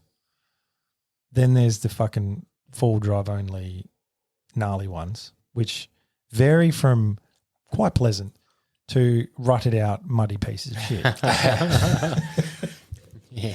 which is an adventure during the daytime. Yeah. But at night when it's pissing with rain and you're tired as fuck. Yeah. Yeah. I was worried that the weather was going to turn worse overnight, Yes. actually. I was sitting there going, man, this place can dump down like a fair amount of rain within like a couple of hours. Like, fuck getting caught in that. True. So I think that was the argument that kept us going was it could get real gnarly if it pisses with rain all night. And on the map, it was only like this far until we got out. As the crow fly, Yeah, it was fucking just easy. It was like 3 centimeters. No dramas. We'll be out in no time. You zoom out. So we ploughed on through the darkness. I feel like there was another one of those descents where there was some 45-degree angles down hills sliding around. And then we got to a section, fucking what was the road? Watts Creek. Watts Creek track. Watts Creek track. Yeah, that was Which, it done us in. yeah, It did. it did. Well, it hit us pretty quick because you were cruising up, and then there was a section there where you could tell you'd struggle with traction, so you gave it a bit Yeah. to get up that hill, and then you had one of those whoop things you always have in the high country. So that sort of, and after that whoop, you had to turn slight left to go up the next rise. Hang on, explain a whoop quick. The whoop's just like those fucking mounds that stop. I'm guessing it stopped the tracks washing out, and obviously to give a car some sort of safety net. False sense of security. Yeah, false sense of security. But they're either nice or they're like Sharp as fuck. sharp as fuck, and you just end up hitting your bloody Seesawing it, man. yes. But what undone you, which is lucky it undone you because we got further, we would have been fucked. Yeah, well, true. You went over the whoop, took a slight left, and then there was another rise again for probably like 5 meters or so. Yeah. And to get over another whoop. And I think that slowing down for the corner and the clay and the rain was just what undone you. You sort of got your front wheels up and over that whoop, and then your car sort of twisted a bit, lost traction, lost momentum. Yeah. And Braked. yeah, we braked and we started sliding backwards and then out across off the track. We braked, and then so I've got my foot hard on the brake. I'm like, fuck. And then you're just like, winch time. All right. And Josh has gone to get out of the car. I'll put the handbrake up. And then we started sliding backwards. And you said to Josh, fucking get in. And Josh has shut the door behind him. And then we're just blindly sliding back in the darkness. I didn't know what was behind. Towards the bushes. We weren't sliding along the track either. We were sort of starting off the track. Yeah. That's when I got hairy. That's what worried me because it was dark, obviously, at this stage. And then getting out of the car and looking behind us, yeah, there was bushes and things, but I couldn't see too many tall trees beyond that. So it had the perception of it was dropping off. Oh, it definitely was dropping off. Yeah. But yeah, I can't forget Caleb's face as I looked at him as we started sliding. He's just like, oh fuck, Yeah. My whole life is fucked. Oh, it's the worst. You're feeling. grumpy and tired. Yeah, as by it this is, stage. like fucking well and Because truly grumpy and tired. when you're like, you're on edge. When you're full driving, it's night time, you're sliding around, you try not to fucking smash your car up and kill your mates. You're like, there's that level of focus where you're just on edge. Like, you're just on edge, man. Like, You could tell you were on edge because there was some times that you were fucking flat sticking it, like valve bouncing when you didn't need to be. I'm very much in the just fucking send it. Like, don't fucking pussyfoot around. Just send it through. Didn't always need to do it, but it got me out of it a lot of the time. But yeah, that when I was just foot flat down and we were just sliding along that hill, and then I brake, stopped, handbrake's up. I don't think I've fucking had my foot on the brake or the handbrake as hard as that ever in my life. It is the fucking freakiest shit. Was your leg wobbling? Nah, like no, like. Oh, so you got hard. You can go harder. Nah, my foot was planted on the brake, man. Handbrake's pulled up. I'm holding the steering wheel, and we're just sliding backwards into who knows. I'm like, we're going to fucking die. Yeah, and that 5 meters of sliding felt like sliding fucking- 30. Yeah. Yeah. Yeah. 100%. I was definitely nervous. Oh, Yeah. 100%. I'm like, fuck, man. So then we like obviously figured out that the only way we're going to get out of here is winching Yep. because we've got no traction. Trees are behind us. We jump out. Caleb had to stay in the car, by the way. yeah, because he's got his I'm just brake, still foot on the brake. and brake on, which is kind of funny. But so we run the winch out to. We didn't really have many options to winch off because our trees that we could reach on the right were off on an angle and wrong way. Yeah, we just winched into bush. We had a tree directly to our left, which was we needed to go up. So we decided to try and get forwards. Run the winch out, get to this tree, and your winch, well, I'm not sure if all winches are the same, but you run it out. As it gets to the end, it hits the end and starts winching back in again automatically. And I thought that fucking, I thought you started just winching back in again. Yeah, I'll fuck with couch here. And I'm like halfway around the tree with this winch cable. And so we were a meter or two short of this tree. Yeah. Which was like, fuck, this is our only tree that we really had an option to go. And we were supposed to have brought a snatch trap and a tree saver. Yes, that would have saved But us it got there. left at Josh's house. It did. Yeah. Good work, Josh. But in hindsight, We didn't remind him every every second day. That's what happened. it was actually a good thing we didn't go up, because the further up this track, the steeper, more rutted out and muddy. Just it got. shittier. It would Oh, have you would have been bottomed out, man. You would have been sitting on your bash plates, and we would have been filling it with rocks to try and get height. But I had a look at it because I'm like, we could probably try and, this is before we knew what was uphill. I just knew that 300 or 400 meters up the hill, it leveled out. But, so I'm like, fuck, we could probably try and get Caleb to just try and creep up that rut or whatever that was where he slid down, just gaining a meter so we can hook on and winch up. And then just before I think I committed to you doing that in my head, I'm like, I better check to see what we can winch off next. Because if we get up here and there's nothing to winch off, that's a pretty bad way to go down. So I had a look. We could have got a second winch out of it, but a third was nothing. Yeah. We had nothing to winch off. Nah. So For like 50, 60 metres. Well, Yeah. surely it was like probably 100 at least meters that, of hill where, It was 50 of nothing. Yeah. Yeah, I think to get up there, if you had to winch it, you'd have to have like a 100-meter winch. Yeah. Yeah. Yeah, or just something else to attach to. That's the thing. So if we did get up on that first winch, right, and he bottomed out, because surely he would have bottomed out in the ruts, and the ruts would have been the safest place for the car. So outside the ruts, he would have just slid into the ruts anyway. We could have really filled it with rock, which would have been quite labour intensive and taken a long time, and then winched. I can't remember many rocks being around. Traction. We would find it, sticks, rocks, whatever, just to like get his belly off of the rut, or his bash plates off the rut. It's good in theory, but Yeah. so to continue the story, we just at the end of the day decided it's dark, End of the night, yeah. it's night time, it's like fucking 11 o'clock at night by this time. Let's just call it. So we attached the winch to a tree. Yeah, it was often to an angle of the right, but I'm like, it's going to hold us. Just hold us there, and we'll just fucking wait till morning, and then we'll work out our next plan of attack, because everything looks weird, different in the dark. And yes, it's streaming with rain. It's like a fucking river flowing down this track. Your ruts were full of water. Yeah, it was running water out. It was just getting slipperier by the second. So we thought we'll just leave it here for the night. So initially we're all going to just sleep in the car. We were. Because no one wanted to get out again. It's pissing with rain. No one wants to set up camp in the rain. And we got to climb to the top of this hill with packs on in the mud. I was anticipating if I climb that hill, I'm going ass up and just getting covered in mud. Yeah, exactly. So I'm like, fuck this, sleep in the car. Well, switch off. All right, let's nestle in. Chock the wheels up, attached to a tree with the winch, and then we sat there, and then the first creak. 30 seconds later. The first bit of movement. Josh is like, did we just move? Are we rolling backwards?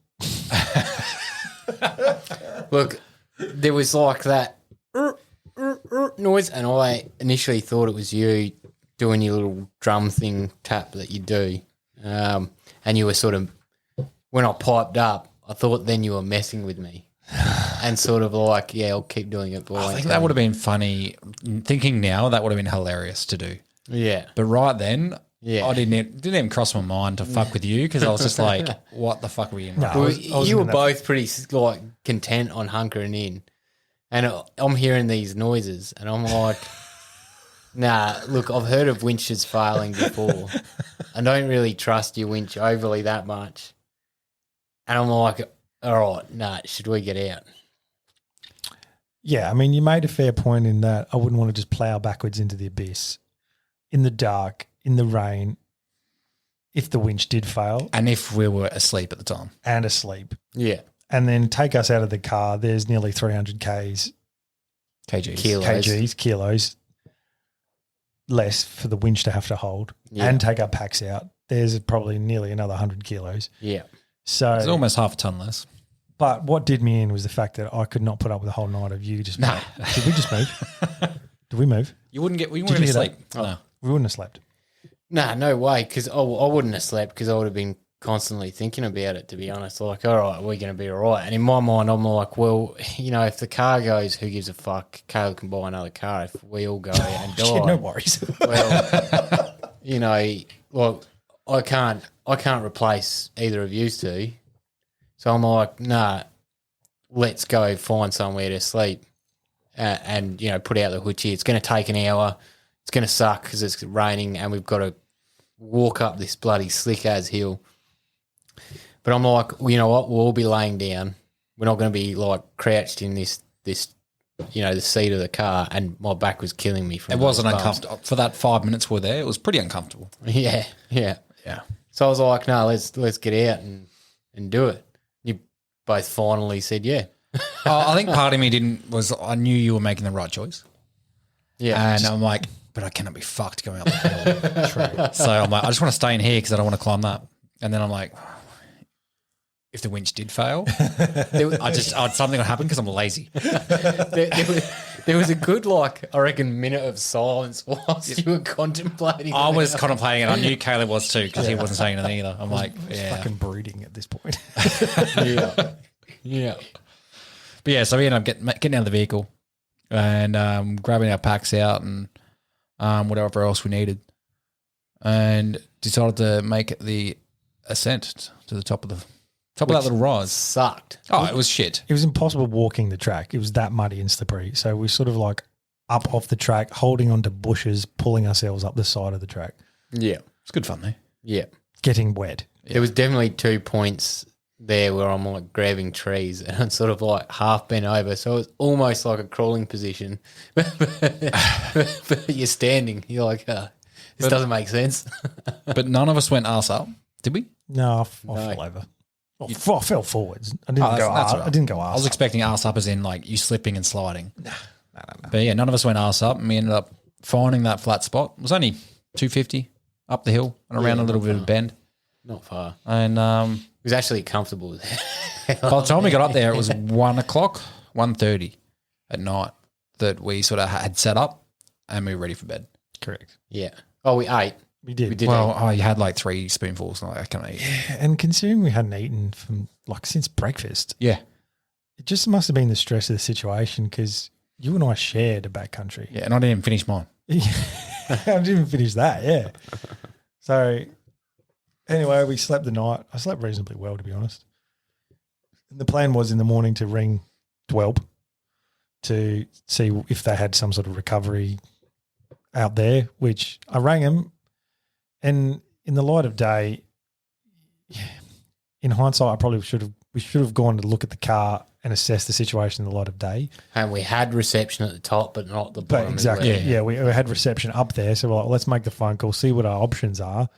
Rang Dwelp, and they're like, yeah, we don't actually have any recovery services in that area. So How much did your stomach drop at that moment? fuck, yeah, totally. And he's like, you'll have to ring a commercial towing company. I'm like, fuck, it's going to cost me $1,000 at least to get out of this shit. Exactly. It'll cost you $1,000. Yeah, exactly. Yeah. I was like, fuck. So anyway, we got onto a guy who specialises in high country full drive recovery. Rang him. He's like, I can't help you, mate. Ring this guy. Rang this other bloke. He's like, nah, you need this guy.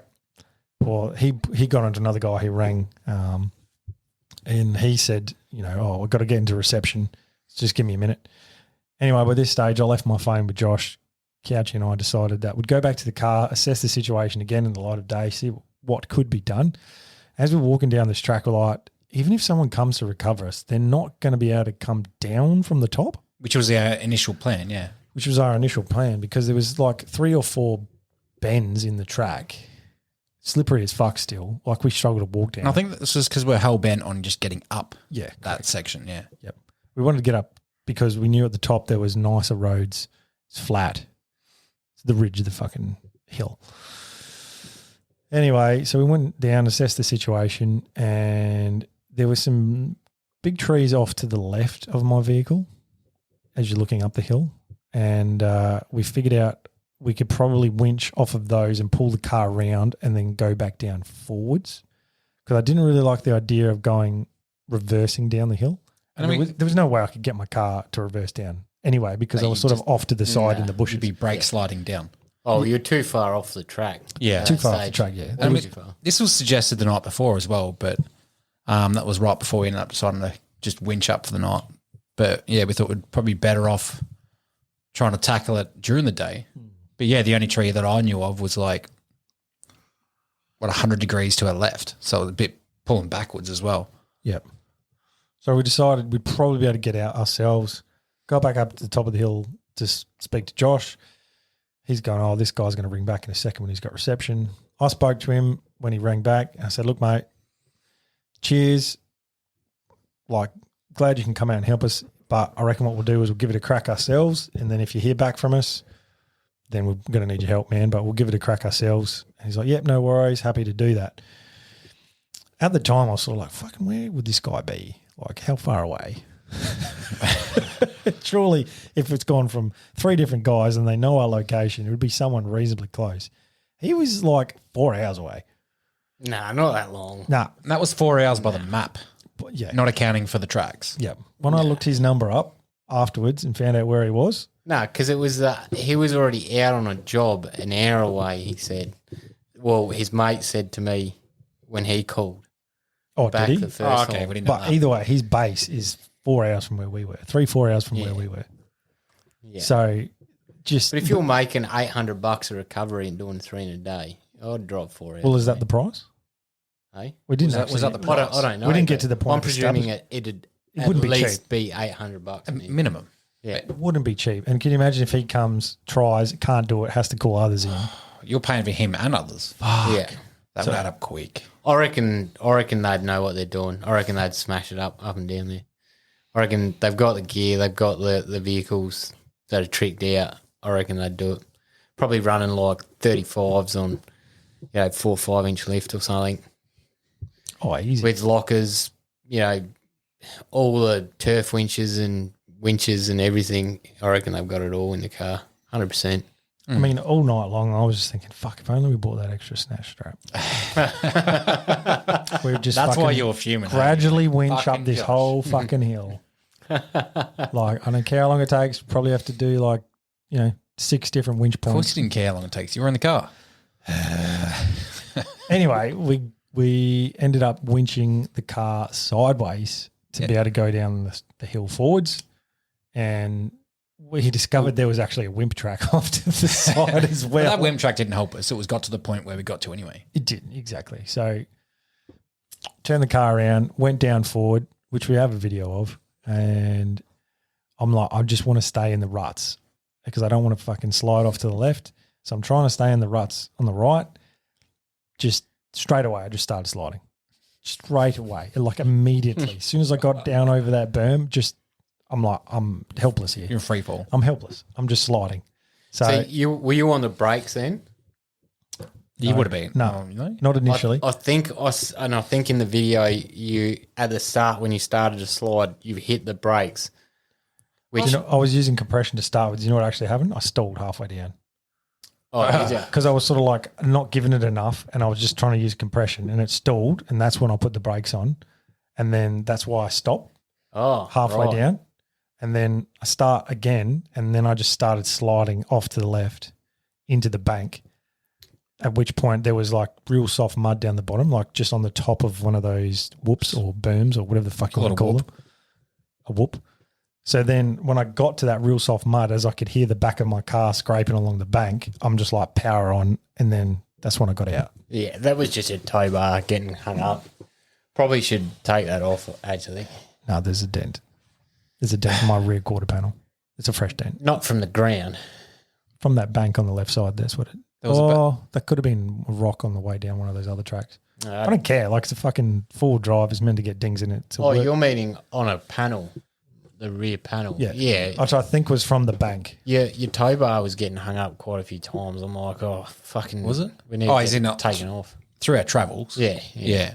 You're like going down tracks with like rocks and shit. Well, those whoopsies, it was getting hung up. Whoopsies. No, they're whoops. Whoopsie. I Not like that. whoopsies. Whatever. It was a fucking whoopsie. Because like as you're coming back up off the whoopsie, like your angle of departure's obviously pretty. Yeah, great next time for I you. just take my tow ball out and just put make that the winch point.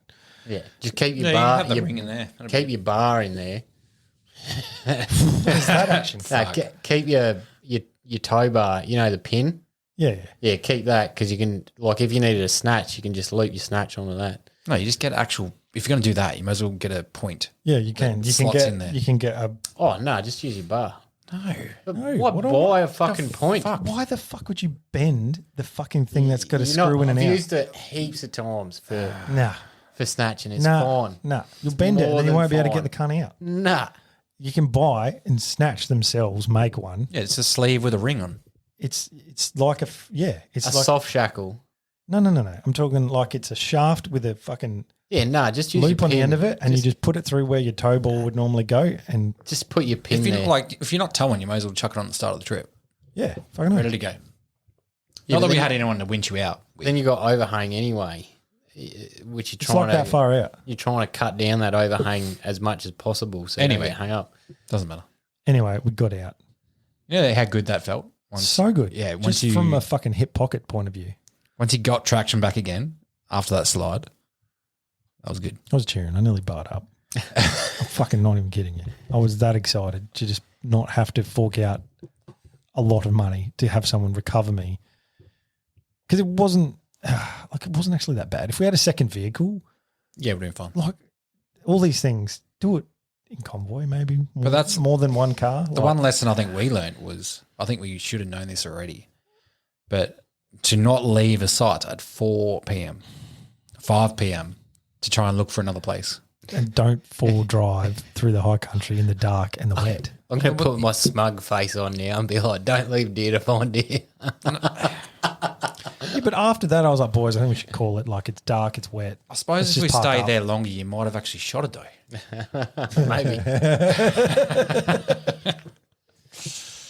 Look, I love the whole thing, to be honest. I loved it. I love getting stuck. I loved the It was a good adversity. experience in hindsight. I kind of loved it all. And it's definitely cemented in my mind not to do the high country without a winch on your car. Avoid Watts track. Watts Creek track? What's Creek Track? No, Yeah, we're going to go avoid back that. there one day and crush it. Fuck no, I'll watch you. No, Top. we're all going to go back and crush it. Let's go down it. Not going to let it fucking beat us. Scary. Yeah, down Look, it honestly, if would it wasn't raining, we probably would have. be. No, you would have. You If would it have was, hung up. it would have had to been dry. Yeah, it would have had to been dry because I wouldn't have been able to drive in the ruts because they were too deep. But if I'd straddled them in the wet, I would have just slid into them. Yeah. Bottomed out. Yeah. You're right. So it would have to be bone dry. But if you slid bone dry as well, you would be Yeah, in but the you got ruts less and of a you would have chance, and bellied out. Yeah, less of a chance to slide in the dry. Yeah, that's true. But I don't know. I reckon you struggle regardless.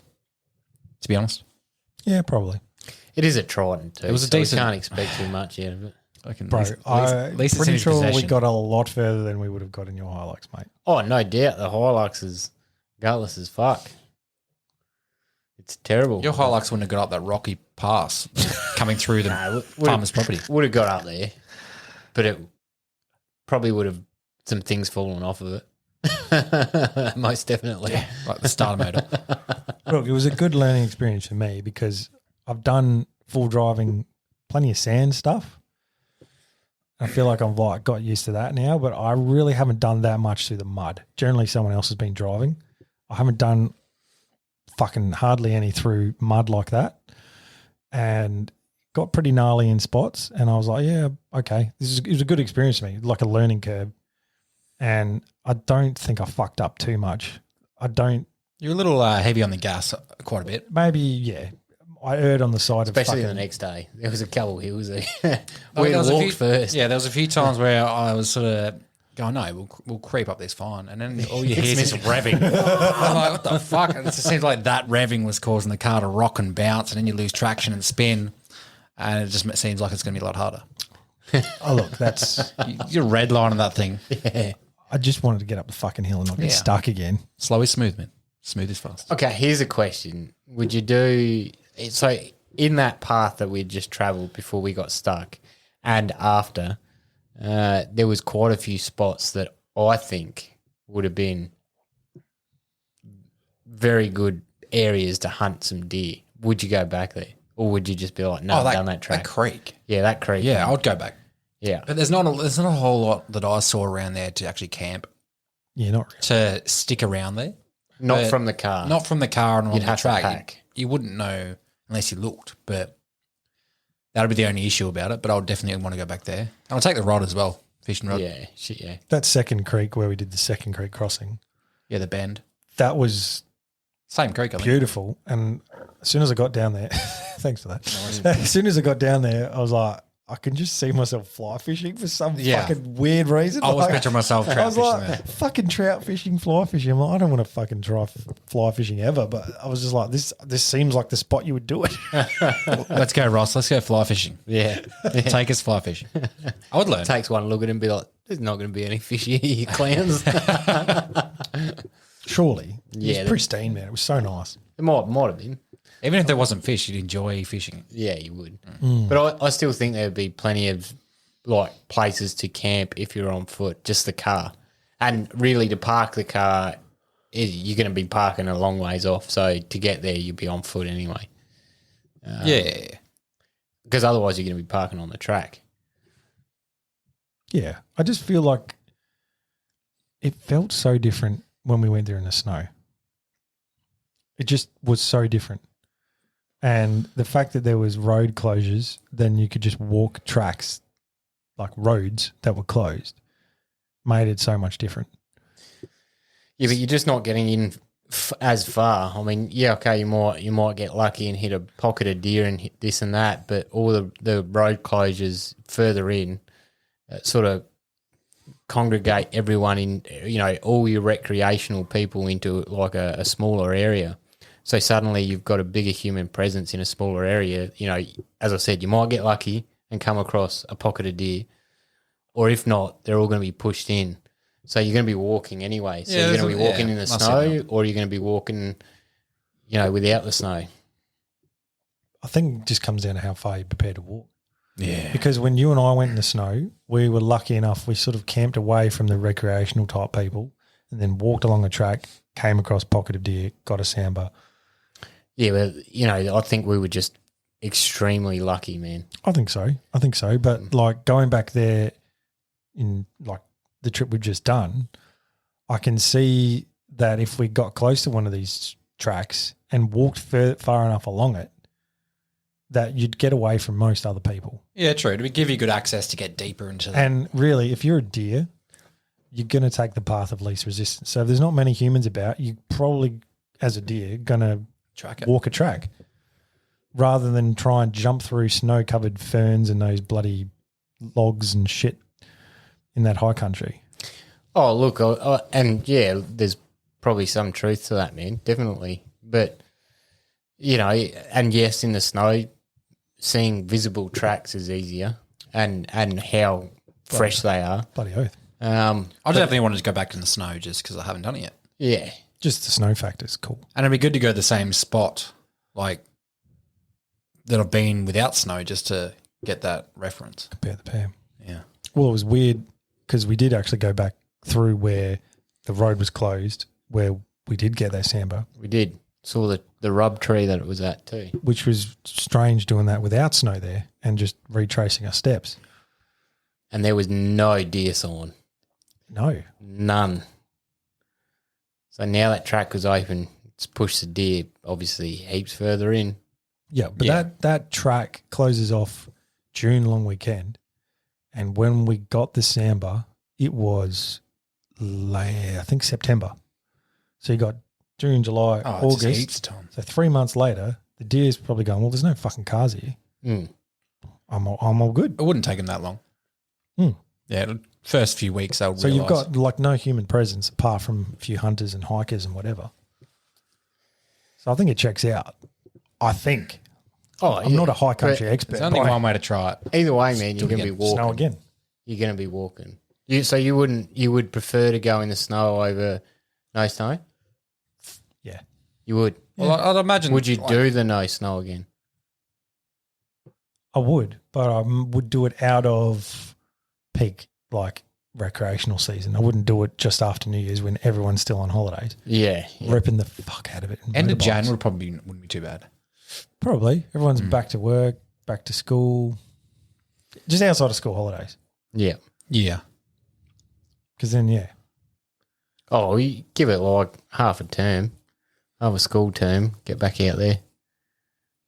Just to take away the motorbike, mountain bike, quad bike, Full drives, hiking, horses. just full drive people. I think it'd be hard to avoid them. Yeah, I think they're going But to do it yeah, all year gangs round. of motorbikes and all that's probably holidays. Yeah. Not that there's anything wrong with those guys enjoying that as well. No, it's all space, public land to do those things. It's Yeah. just annoying when you're a hunter.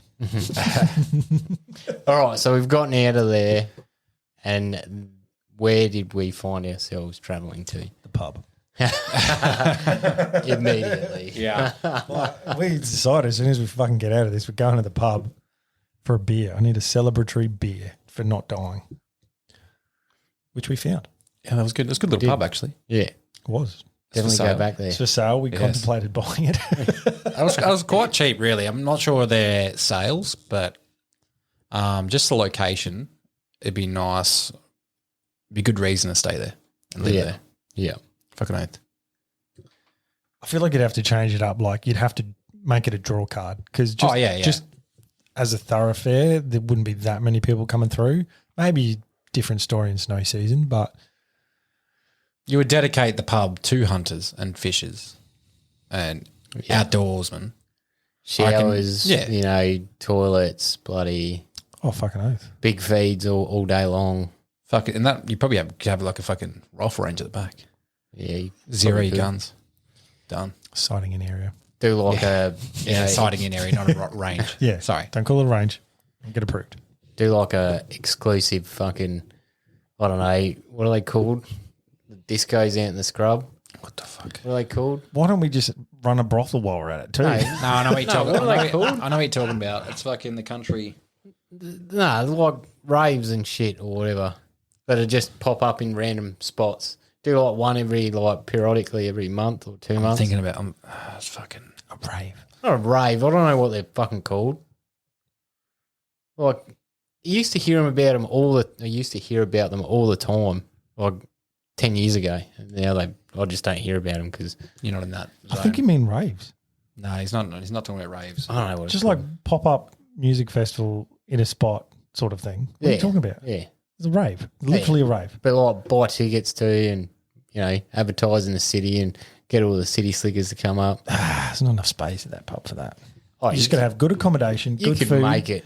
good beer on tap, good people. Maybe it needs to be a brothel too.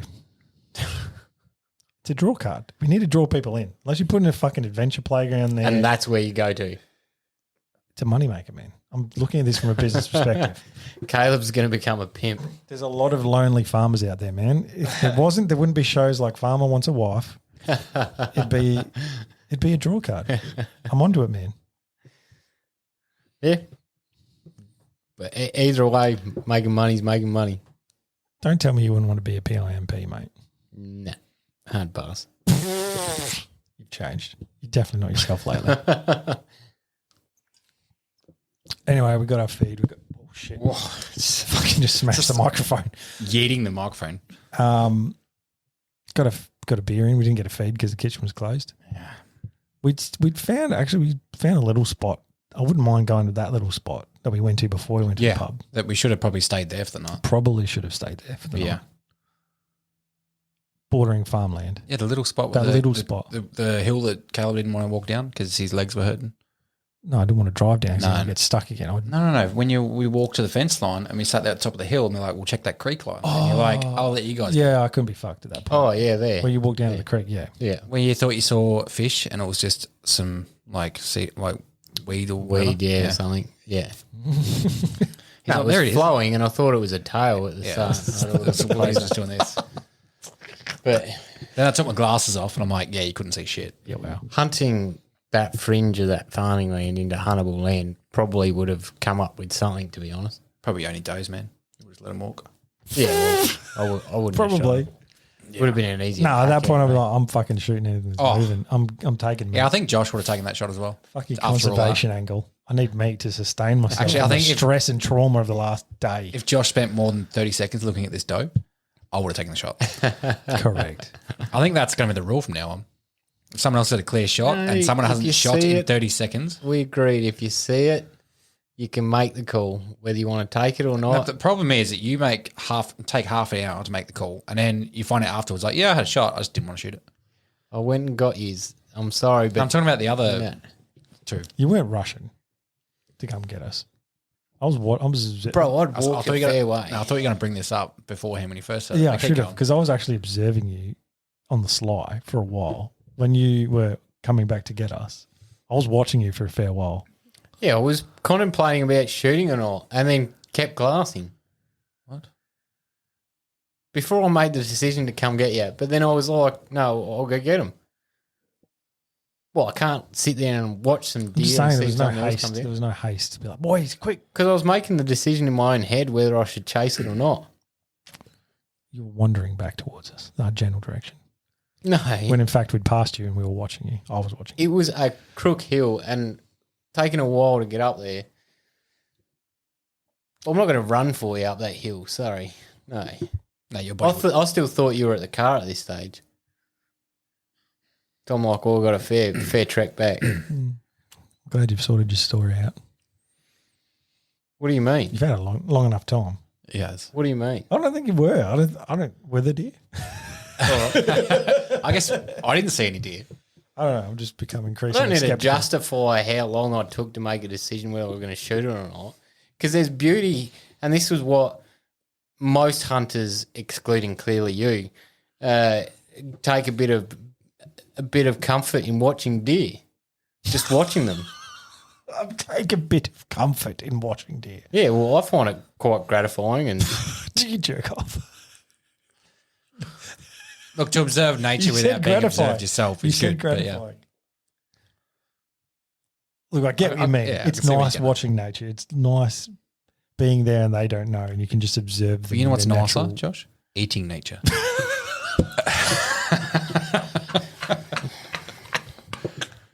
That would have been a whole lot nicer and it'd still be nice right now. I'm still going to stand by. I'm practicing what I preach with conservation, because that's what pretty much swayed my judgment. No, fair enough. No worries. Good work. Stand on your fucking. The other thing is, So you don't want to eat doe as well? Like if one of us shoot it? No, of That's course. conservation and you don't want to eat it? of course, but I didn't have to pull the trigger and be a hypocrite. So you want to be a hypocrite by like You Fuck can't yeah. eat it. Association, yeah, Yeah, bloody eat oath. it then. Yeah, I'll eat it because I because don't want that's- it to go to waste. it wouldn't go to Mate, waste. I'll eat then. it. Don't worry. Actually, some fresh meat would have gone down a treat. Fucking oath. At How that good would stage. have backstraps been at that moment? Yeah, Correct. yeah, it would have been good. But Anyway, we bailed out after the pub, went south. hang on, there's a east. bigger picture here. Whoa, oh, come you on, then. both could have just stayed and spotted the deer first and had your own bloody shot. No, I left fog to come back to fog. It was fucking white out. We couldn't No, it see wasn't. 30 metres when we left.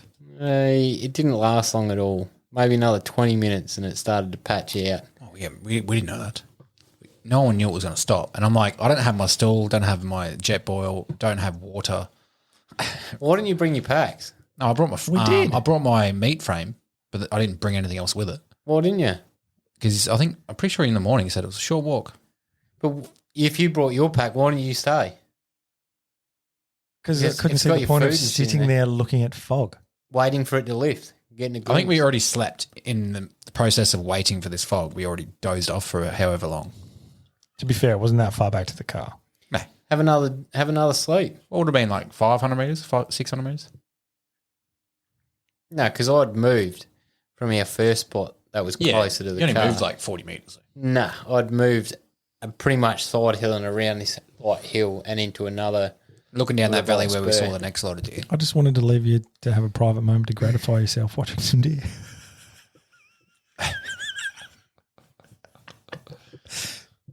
Did you feel gratified?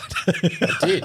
Maybe that's why he was slowly ambering back. He just felt mortified. He's like, oh, fuck. It's hard to walk with half a chub. What did I just do? You know, them moments where you're afterwards, you like you regret. No, it. 'cause I You're was- like, yeah, you start doubting everything.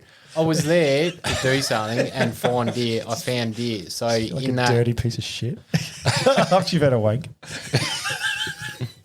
Just mad regrets. Oh, what have I done? Oh, one thing we didn't bring up about that first hunting spot though was that fucking creek line and waterfall. Oh, yeah. We somehow skipped all of that. That was magical. That was pretty cool. that was. So I was just like, I found it because we could always hear it when we're up on the ridge line, looking down in the valley, and we're like, "Fuck, that creek's making a lot of noise." Correct. And I'm like, I think the next morning I decided to walk down the sort of valley, and the top part was just swamp. It was just like the creek line spread out over like 30, 40 meters wide, just pretty much covering the whole place in like 50 mil of water. And that was pretty cool. That's where I saw a few sort of what would be wallows, but not really active. Following that through, seeing a few dens along this creek, and that was started to just reminding me of Aussie's fucking episode. And it's just like, fuck. Wild dogs. Where are the dogs? Anyway, I decided to keep going down, pushing through. Got a bit thick, so pushed through that, just following the creek line. I'm like, I'm going to find this waterfall because as you're getting closer, it become apparent that there was a waterfall. Got to it and just sort of, as a waterfall does, fall straight off the edge and then just open up to a good view. So that was pretty cool. I was sitting there hanging around for probably about half an hour, I reckon. And then I thought I heard a dog bark up on the high ground to the right of me. I'm like, fuck, standing near this waterfall, I cannot hear shit. It'll be on me before I know it. So that's when I started to bug out. But the next day all three of us went down there. So that was pretty cool. Was Pretty nice. I won't say it was worth it for that alone, but it was pretty spectacular. I would have gone down to there just for that. Well, wait, what wasn't worth it? The trip going to Like that spot, I won't say it was like worth going there. Oh, not for the waterfall. Just for that waterfall. but the it walk was- through that area is worth it for the waterfall. Yeah, it's nice. Yeah. Yeah, definitely. Yeah. And I reckon if you sat there and waited, like on dawn or dusk, deer would go through there. Yeah, probably. Yeah. So, well, the deer that you saw on the edge ended up going back into that spot. Correct. So, yeah. I feel like if we stayed there a couple more days, a deer would have been down. Yeah. 100%. But we didn't. We left. Nope. We went on a wild goose chase. No, I'll blame got myself. stuck, and then went to the pub, and then we bailed out of the pub. We went southeast, found another spot, went to set up for the night, moved anything on the leaf letter or the ground or a log or anything, and it was just like Ant nest. fucking bullying. It's everywhere. That was fucked. That's where I want the Elton hammock. That would if you had hammocks there, no problem. Yeah, there's plenty of trees you could have strung up on, but we bailed out of that. So Where did we fucking stay? we went down a campground. Campground. Well, In air quotes, campground. I think it was a council fucking dumping zone for stone. Gravel pit. Yeah. Yeah. I think it used to be a campground. Yeah. I mean, according to WikiCamps, it's a campground, but it's not. That was nice because it gave us, we had a fire. We could, we had time to sort of dry some of our boots and socks and all the rest of it. Well, I tried to dry my socks out and I'm like, why am I drying these socks out? Because they're fucking old. I've had them for ages and I'm like, burning these. So chucked them in the fire pit. And these things were the slowest burning socks I've ever seen. I think it was all probably dead skin. But just smouldering away. Just your foot fungus fucking retarding Yeah. it. I think it was fucked. And you could see it was probably a good choice to burn them rather than bringing them home because they weren't drying that well. Yeah. Oh, I ditched jocks. I ditched fucking because I wore the same pair of jocks for probably 5 days, and the elastic was fucked. They were just rank, so I just chucked them. Yeah. It's these moments where you clear the closet. Yeah, Of shit you don't want. Do You're your like, fuck seasonal this. fucking dump. pretty much. But no, that was a nice campsite for the night. No hunting done there, and then we decided to go back to let's cut the trip down home in half and go back to somewhere not too far over the border. So we headed west. In fact, we headed west, closer to SA, and went back to some public land we'd been to before, Which is a good 6-hour drive from where we were. Correct. Yeah. But, yeah, cutting the trip down by half. And so what was that, the Friday? Yes. And then, I think we come home the Saturday. Correct. Yeah. So we hunted basically the night and the morning, Friday night, Saturday morning.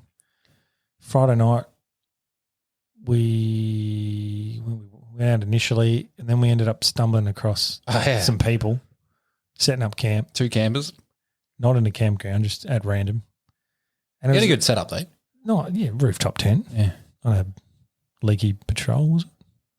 Yeah, I think it was patrol. Patrol with an oil leak. Yeah. Patrol. This is when we got talking to them because we're strolling through the state forest, rifles, Yeah, it was a bit weird. full camoed up. Like, what's the etiquette on that? There's no etiquette book for. And, well, initially we spotted a flash of white and I thought it was a fucking fellow's ass. Because I'm like, fuck, over there, movement. And it was just moving through the scrub white. Definitely a dove. But it was is this bloke's missus was wearing some white shorts. And then we're like, fuck, it's people. What are they doing there? Because we're not near a campground. And so we had to make the decision. Do we keep going towards them, potentially fucking freak them the fuck out? Or going back. Or going back the same way we came. Which Downwind. Yeah. Yeah. You wanted to fucking scare them. Yeah, I was like, oh, let's just sneak up and make some. Play. What was it? Carly Ray in the bushes. That's how you end up on a blacklist, Josh. And you can't go near fucking schools. Shit, no. I would have got a giggle out of that, I reckon. But, we're well within our rights to do what we're doing. So it's just weird in public land to share the space with other people and you've got a gun. Well, I guess it's weird in SA anyway because that doesn't happen. It's a foreign concept to us. It's weird for us, but it'd be weirder for them if they're just a recreational camper or, someone out enjoying the bush or whatever. Like coming across 3 guys that have got rifles. Like that's got to be pretty sort of scary. It'd be like coming across 2.5 men. It would.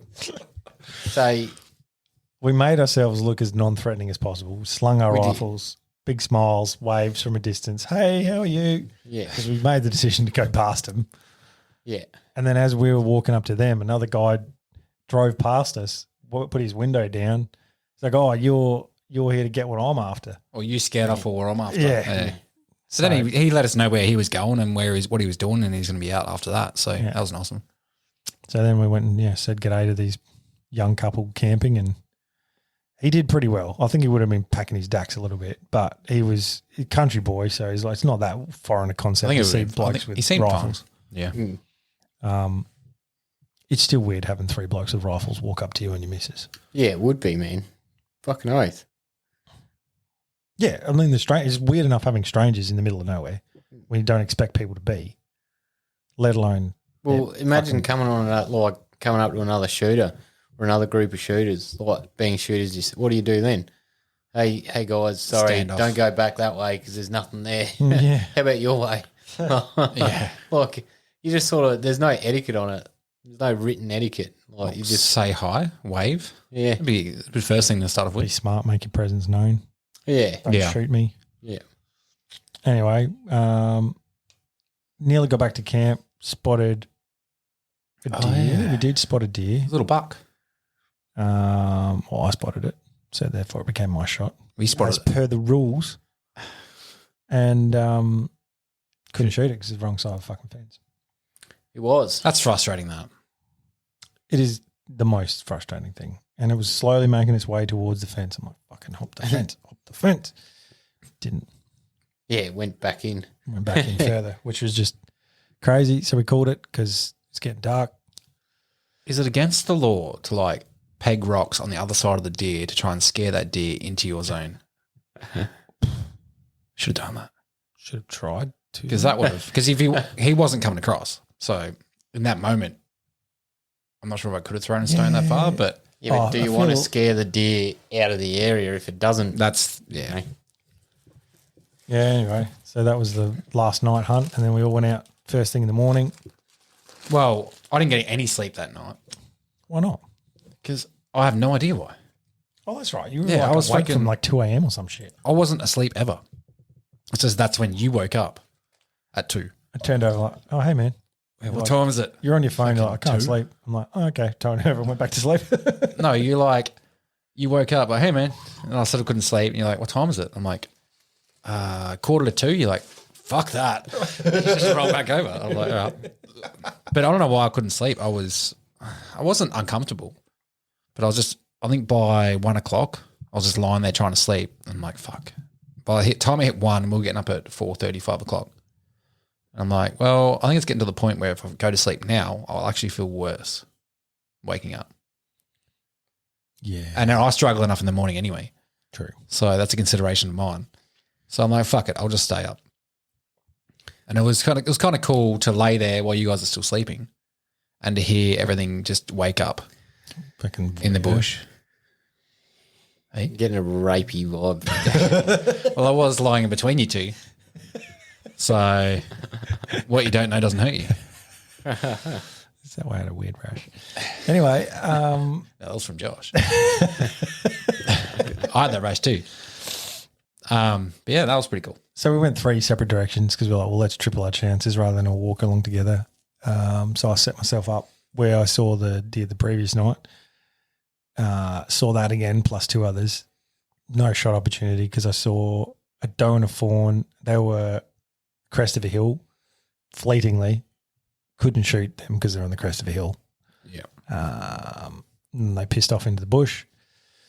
And then same situation again, basically with that spiky in that, he was on the wrong side of the fence and then just pushed further away from me. Was he in the same spot? Sort of, yeah. I reckon Probably within 50 metres the same spot, to be honest. there was like a cutout in that hill right near it. I reckon it's probably just his Bedding spot. down in there, yeah. Yeah. And there's that tree line that follows that fence line down. Yeah. Be a good spot for him. Yeah, and you could see like the few pop holes there were, just they would have gone in and out of that and then up through that little depression. So, yeah, I set myself up there for a while, watched the sunrise. It's actually quite pleasant just sitting there on my own. Kangaroos had no fucking clue. Like the amount Kangaroos of and wallabies. kangaroos and wallabies, the amount of them that just like hopped within like a metre of you and then you turn and look at them and they're like, oh, fuck, you were there. Just no idea. Or they freeze and they're like, what the fuck are you? And then they realise and they freak out and bolt off. Yeah. But yeah, that made it hard to like trust noise. Because even though their pattern of getting around is like you can pick it up, but if you hear just the one, you become on edge a little bit. Yeah, because the deer fucking do their like weird hoppy shit as well. Yeah. Yeah. They don't always just trot. That's They pretty- bound and like leap around. So it's a bit like a kangaroo hopping at times. Yeah. But yeah, my spot was all right too. Sat above the little creek line there. And saw nothing apart from deer, like wallabies. Apart from, I saw the one deer that I thought Josh scared off because it was out towards his way. And it just come bolting through from probably across the front of me about 50 metres away. But it was not slowing down and it kept going as far as I could see. And I'm like, fuck. Further into the scrub. Yeah, so the camp was to my right and it went to my left and it came down from the top of the hill where you would have been. But so for a second there, I'm like, because I thought I heard a gunshot before, like probably 20 seconds beforehand. And I'm like, did someone just shoot it? So I'm sitting there, I sent a message to you asking, nothing. Caleb didn't hear anything. And I'm like, I might just cruise down and see the path it ran through. If Josh shot it or someone shot it, there'd be blood trail. Got down there, got off the track, went off the track by about 20 metres. Got to the point where I thought it was, that it crossed through. Walked that line for probably another 5. And I heard rustle in the grass behind me. Turn around and there's this fucking tiger snake. Oh, Like 3 metres from me. And I think it noticed me when I noticed it and we both just stopped. And I'm just looking at the snake for like 30 seconds going, fuck. And then it took off, but it took off the way I wanted to go back to my fucking shit. But then I'm like, I'm not doing this anymore. Turned around, did a loop to get around a snake. And that was when I come back to camp. But that was pretty much the only thing that happened was just wallabies and then that one deer, tiger snake.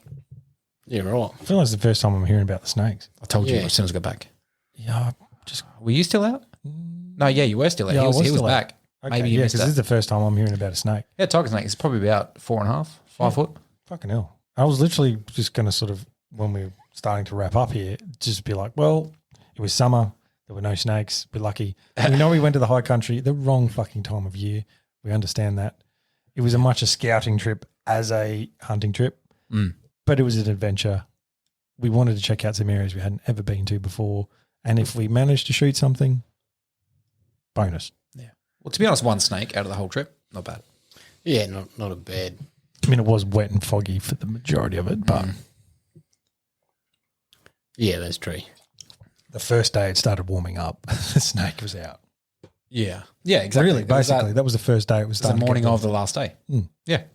Was it warming up or were we just going towards Don't know. the I It desert? was because I had to move into the shade at multiple times because I'm like, fuck sitting in the sun. Actually, it was warming up. And then the drive home was quite warm. We picked our dates. Our drive over was warm. Our drive back was warm. Everything in between was cool. I don't know how it worked out, but it did. But, it wasn't a successful hunt, so to speak, but it was successful in just having 6 days away with your mates, Yeah. shooting the shit, getting stuck, fucking having an adventure, checking out some stuff we hadn't seen before. It was eventful. So all in all, we didn't come back with a fucking trophy or meat, but fuck, I had fun. I'd do it again. We come back for a story for you guys. So that was the main thing. It's all about the content, bro. Fucking hell. No, it was good fun. Would have been better with a doe. Would have been better with some, but that's all right. Doe and a fawn. That would have been nice. Then we could have compared the two. And a spiker. Yeah. A velvet. Just feel like you weren't hunting hard enough. Oh, you told me to spike her across the other side of the fence? That's no. Nope. No. Nope. And your doe that you saw twice. I didn't have an opportunity to even raise my rifle to that. Josh, you would have had about 1,000% longer to observe, aim, look at, Reject. reject, and then go, you guys could have shot it. I'm not even going to tell you anymore. I'm not even going to remotely have you both into my thought process. I'm just going to be like, nah, fuck yous. If you're not with me, I'll be like, nah, they're not here. I'll pass it up or take it. I don't care. Yeah, but if no offense to you guys, but if I was in your position and you guys walked to the car and I saw the does and thought, don't want to shoot him, I wouldn't have gone, I'm going to walk to the car to find you guys to bring his back down. I'd have been like, I'll just watch him. I wouldn't have done it either, especially when we established you see the deer, you're shot. Yeah. Ooh, I'll remember that. I just won't give it. I won't even consider either of you from now. And I'm 100% fine with that. Yeah, because that was the rules we established before we were hunting. No, that's fine. But I'm happy that you thought about us Thank you. I do feel touched. and that you're going to give us that option Don't, Bill. to shoot Don't the be. doe It that was- you wanted to No, conserve. It was fleeting. I'm actually touched. Genuinely. No, it was fleeting, and it's not going to happen again. How do we start off on a tension spot and then we're finishing up on a tension spot? That's because It's unresolved issues. That's why. I think secretly he's like, fuck, why didn't I shoot that doe? Nah, if I had my time again, I just wouldn't have done it. But if we had our time again, I'll be there beside you and shoot it. I was happy, but that means you would have had to sit through the fog. Well, it sounds like I would have had to wait half an hour. And And I would have known that I only had to wait half an hour, which I was happy to sit there and wait half an hour. Here's one. Will you bring your pack in the high country this time? Well, I Like, did yeah. bring my pack into the high country, but I'll bring my stuff with me. Everywhere. Yeah. I'm not sure if I want to because on the external of my pack, so I've got the frame, then I've got the pack, and there's got a couple of bags that attach to it. I wouldn't mind getting a bag that attaches to the front of it, as well as if I remove the pack, it'll attach to the meat frame. Yeah. So I can still minimize what I'm carrying, but still carry stuff for walking around, because at the moment it just sits in the meat shelf and it's not really secure. Yeah. Yeah. So your water, your jet boil, some food. Yeah. Where my jet boil was like wanting to slide out the side of the fucking little. Yeah. meat frame. As long as it's not too heavy, I think just have it there because you intend to go out for a couple of hours. Well, Like especially in that the whole last country, you can last day hunt in the whole first day. spot. Yeah, like I thought, oh yeah, we'll go out for the morning, come back, then go out again in the afternoon. We were out from the early morning to the late afternoon. Didn't go back. No. And that's the time I didn't take my fucking jet boil for a coffee and all that stuff. Yeah. Having said that, fuck carrying that shit up that hill. Imagine if we had full packs Fuck that. getting up that hill. That last Odd. climb before we left. If we're like hunting and walking, yeah, camp out your pack. What's the matter with that? No, but that last climb was because we weren't hunting and walking. We just decided to just get up the hill. That's what fucked us. Yeah. If we hunted and walked, we would have taken the same way we took in, which is just straddling that hill, and it's actually not too bad.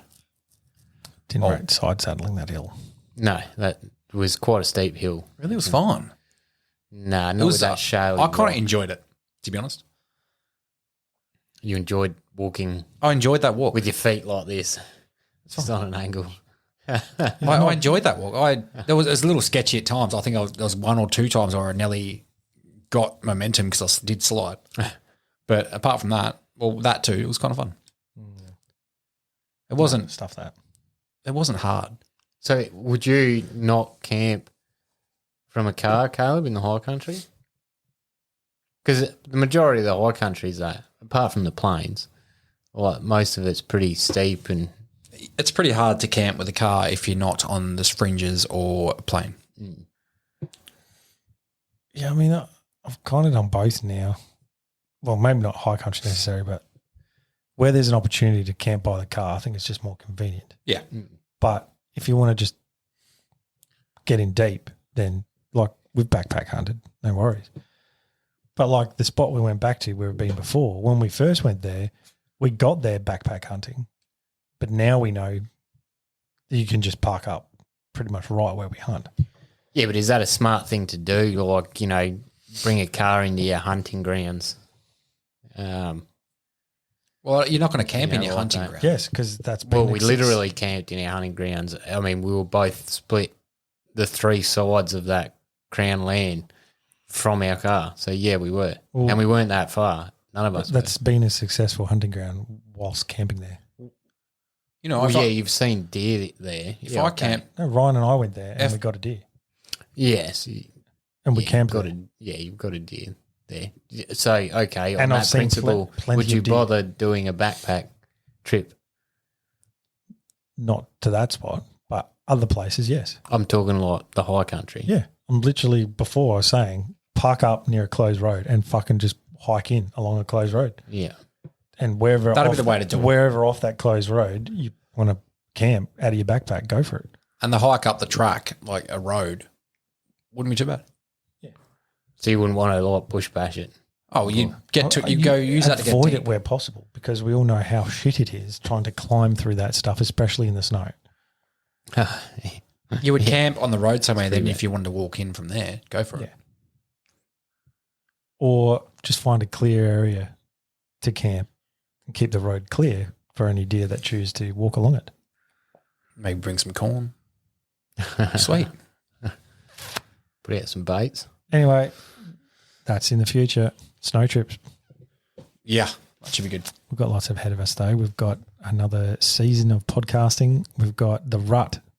We've got plenty of ADA trips coming up. It's all happening.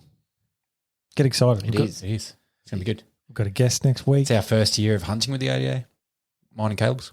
So I have asked what is your target this year? I mean, Caleb, you're obviously not going to be fussed with a trophy fellow unless it sort of landed in your lap. Like, you got an actual species you want? I'm happy to take a fallow, but fallow from me now, because I'm probably not going to get anything bigger than that, is unique. So if there's like a real nice yours ain't chocolate or albino or something bigger than that and more symmetrical, then yeah, I'll fucking take it. But other than that, it's just for Fill me. the freezer It's just going to be, fill the freezer. I'd like a big red this year if I can. Yeah. If I can. Bigger than yours. It'd be all right. Fucking oath. I'd love a A red's come probably the the top. Realistically, yeah, that's Yeah, Like, but I'd love a gonna, rooster, man. Are you going to set out for a species, or are you just going to go out and hunt whatever? Well, if we're hunting the southeast here, then I'm not going to look for a certain species unless I know where pockets are. But if we go back to the high country, it'd be nice to get a red. That'd be my go-to. you get a sample probably more than a red in the high country. I think How's we need that to go a changed my little bit further north for the reds. A little bit Go back closer to around the where we border. were, you're more likely to get a sample. I don't know that there's reds where we were. I'm only speculating. I think, and from what I know, the reds are a little bit further, a little bit closer to the border, so a little bit further Let's do north. that. But I mean, who's to say they're not there? Well, I mean, I don't actually know, but I'm guessing we'll get nothing- told if someone does. Nothing pointed out reds to me while we were in the high country. But yeah, I'm not too fussed what I'd target, really. I just want something good. Supposedly we saw one sample, well, you did. Yeah, I saw a hind. Oh, I thought it was buck. No, I said a hind.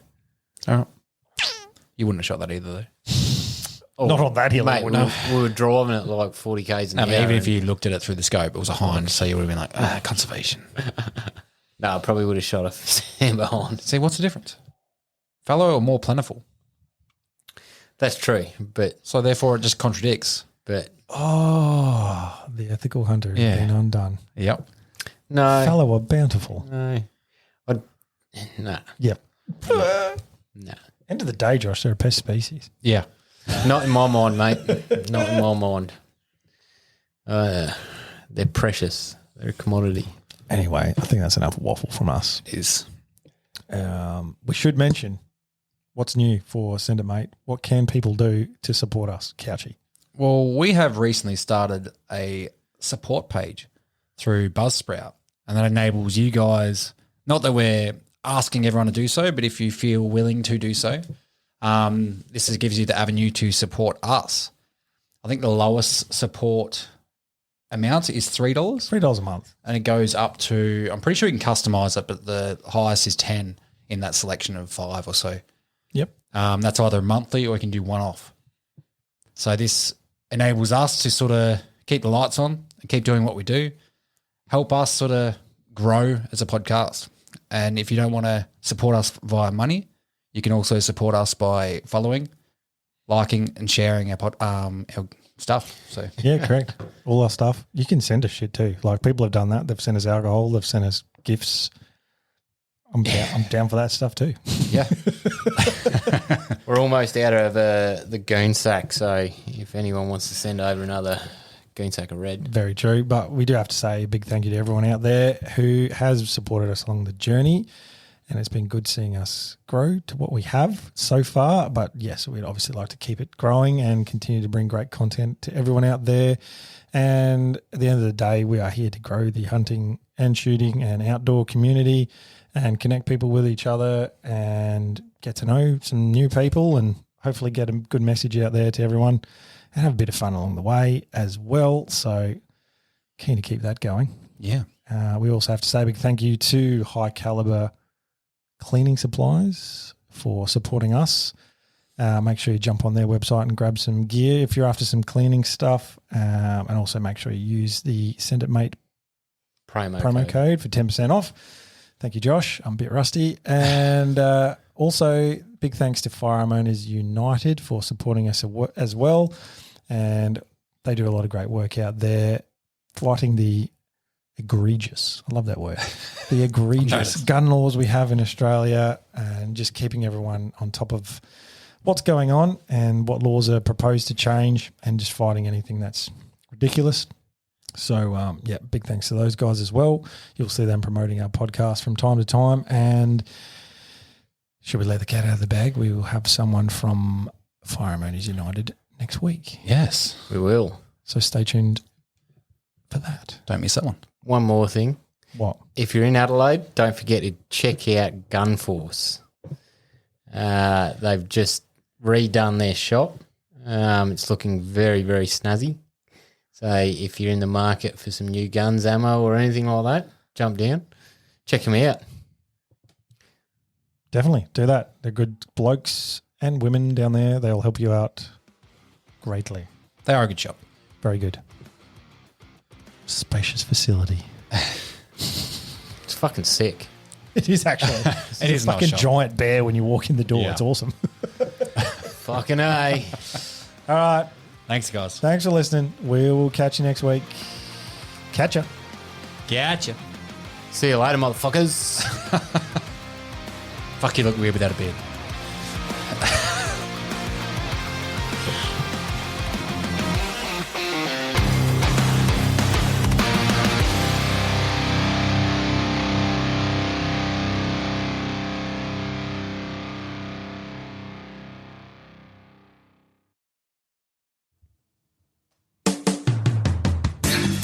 G'day, dude and dudettes. Josh here. Do you find it hard to keep your long, hard barrels free from gun STDs? Maybe you need a clean out of your bore. If this is you, jump on over to highcaliber.com.au and use the promo code SENDITMATE to receive a 10% discount on all your gun cleaning needs. And remember, it's sexy to support Australian-made products. Everyone here at Send It Mate uses High Caliber, and we can promise you that it'll keep your firearms free from those pesky gun STDs.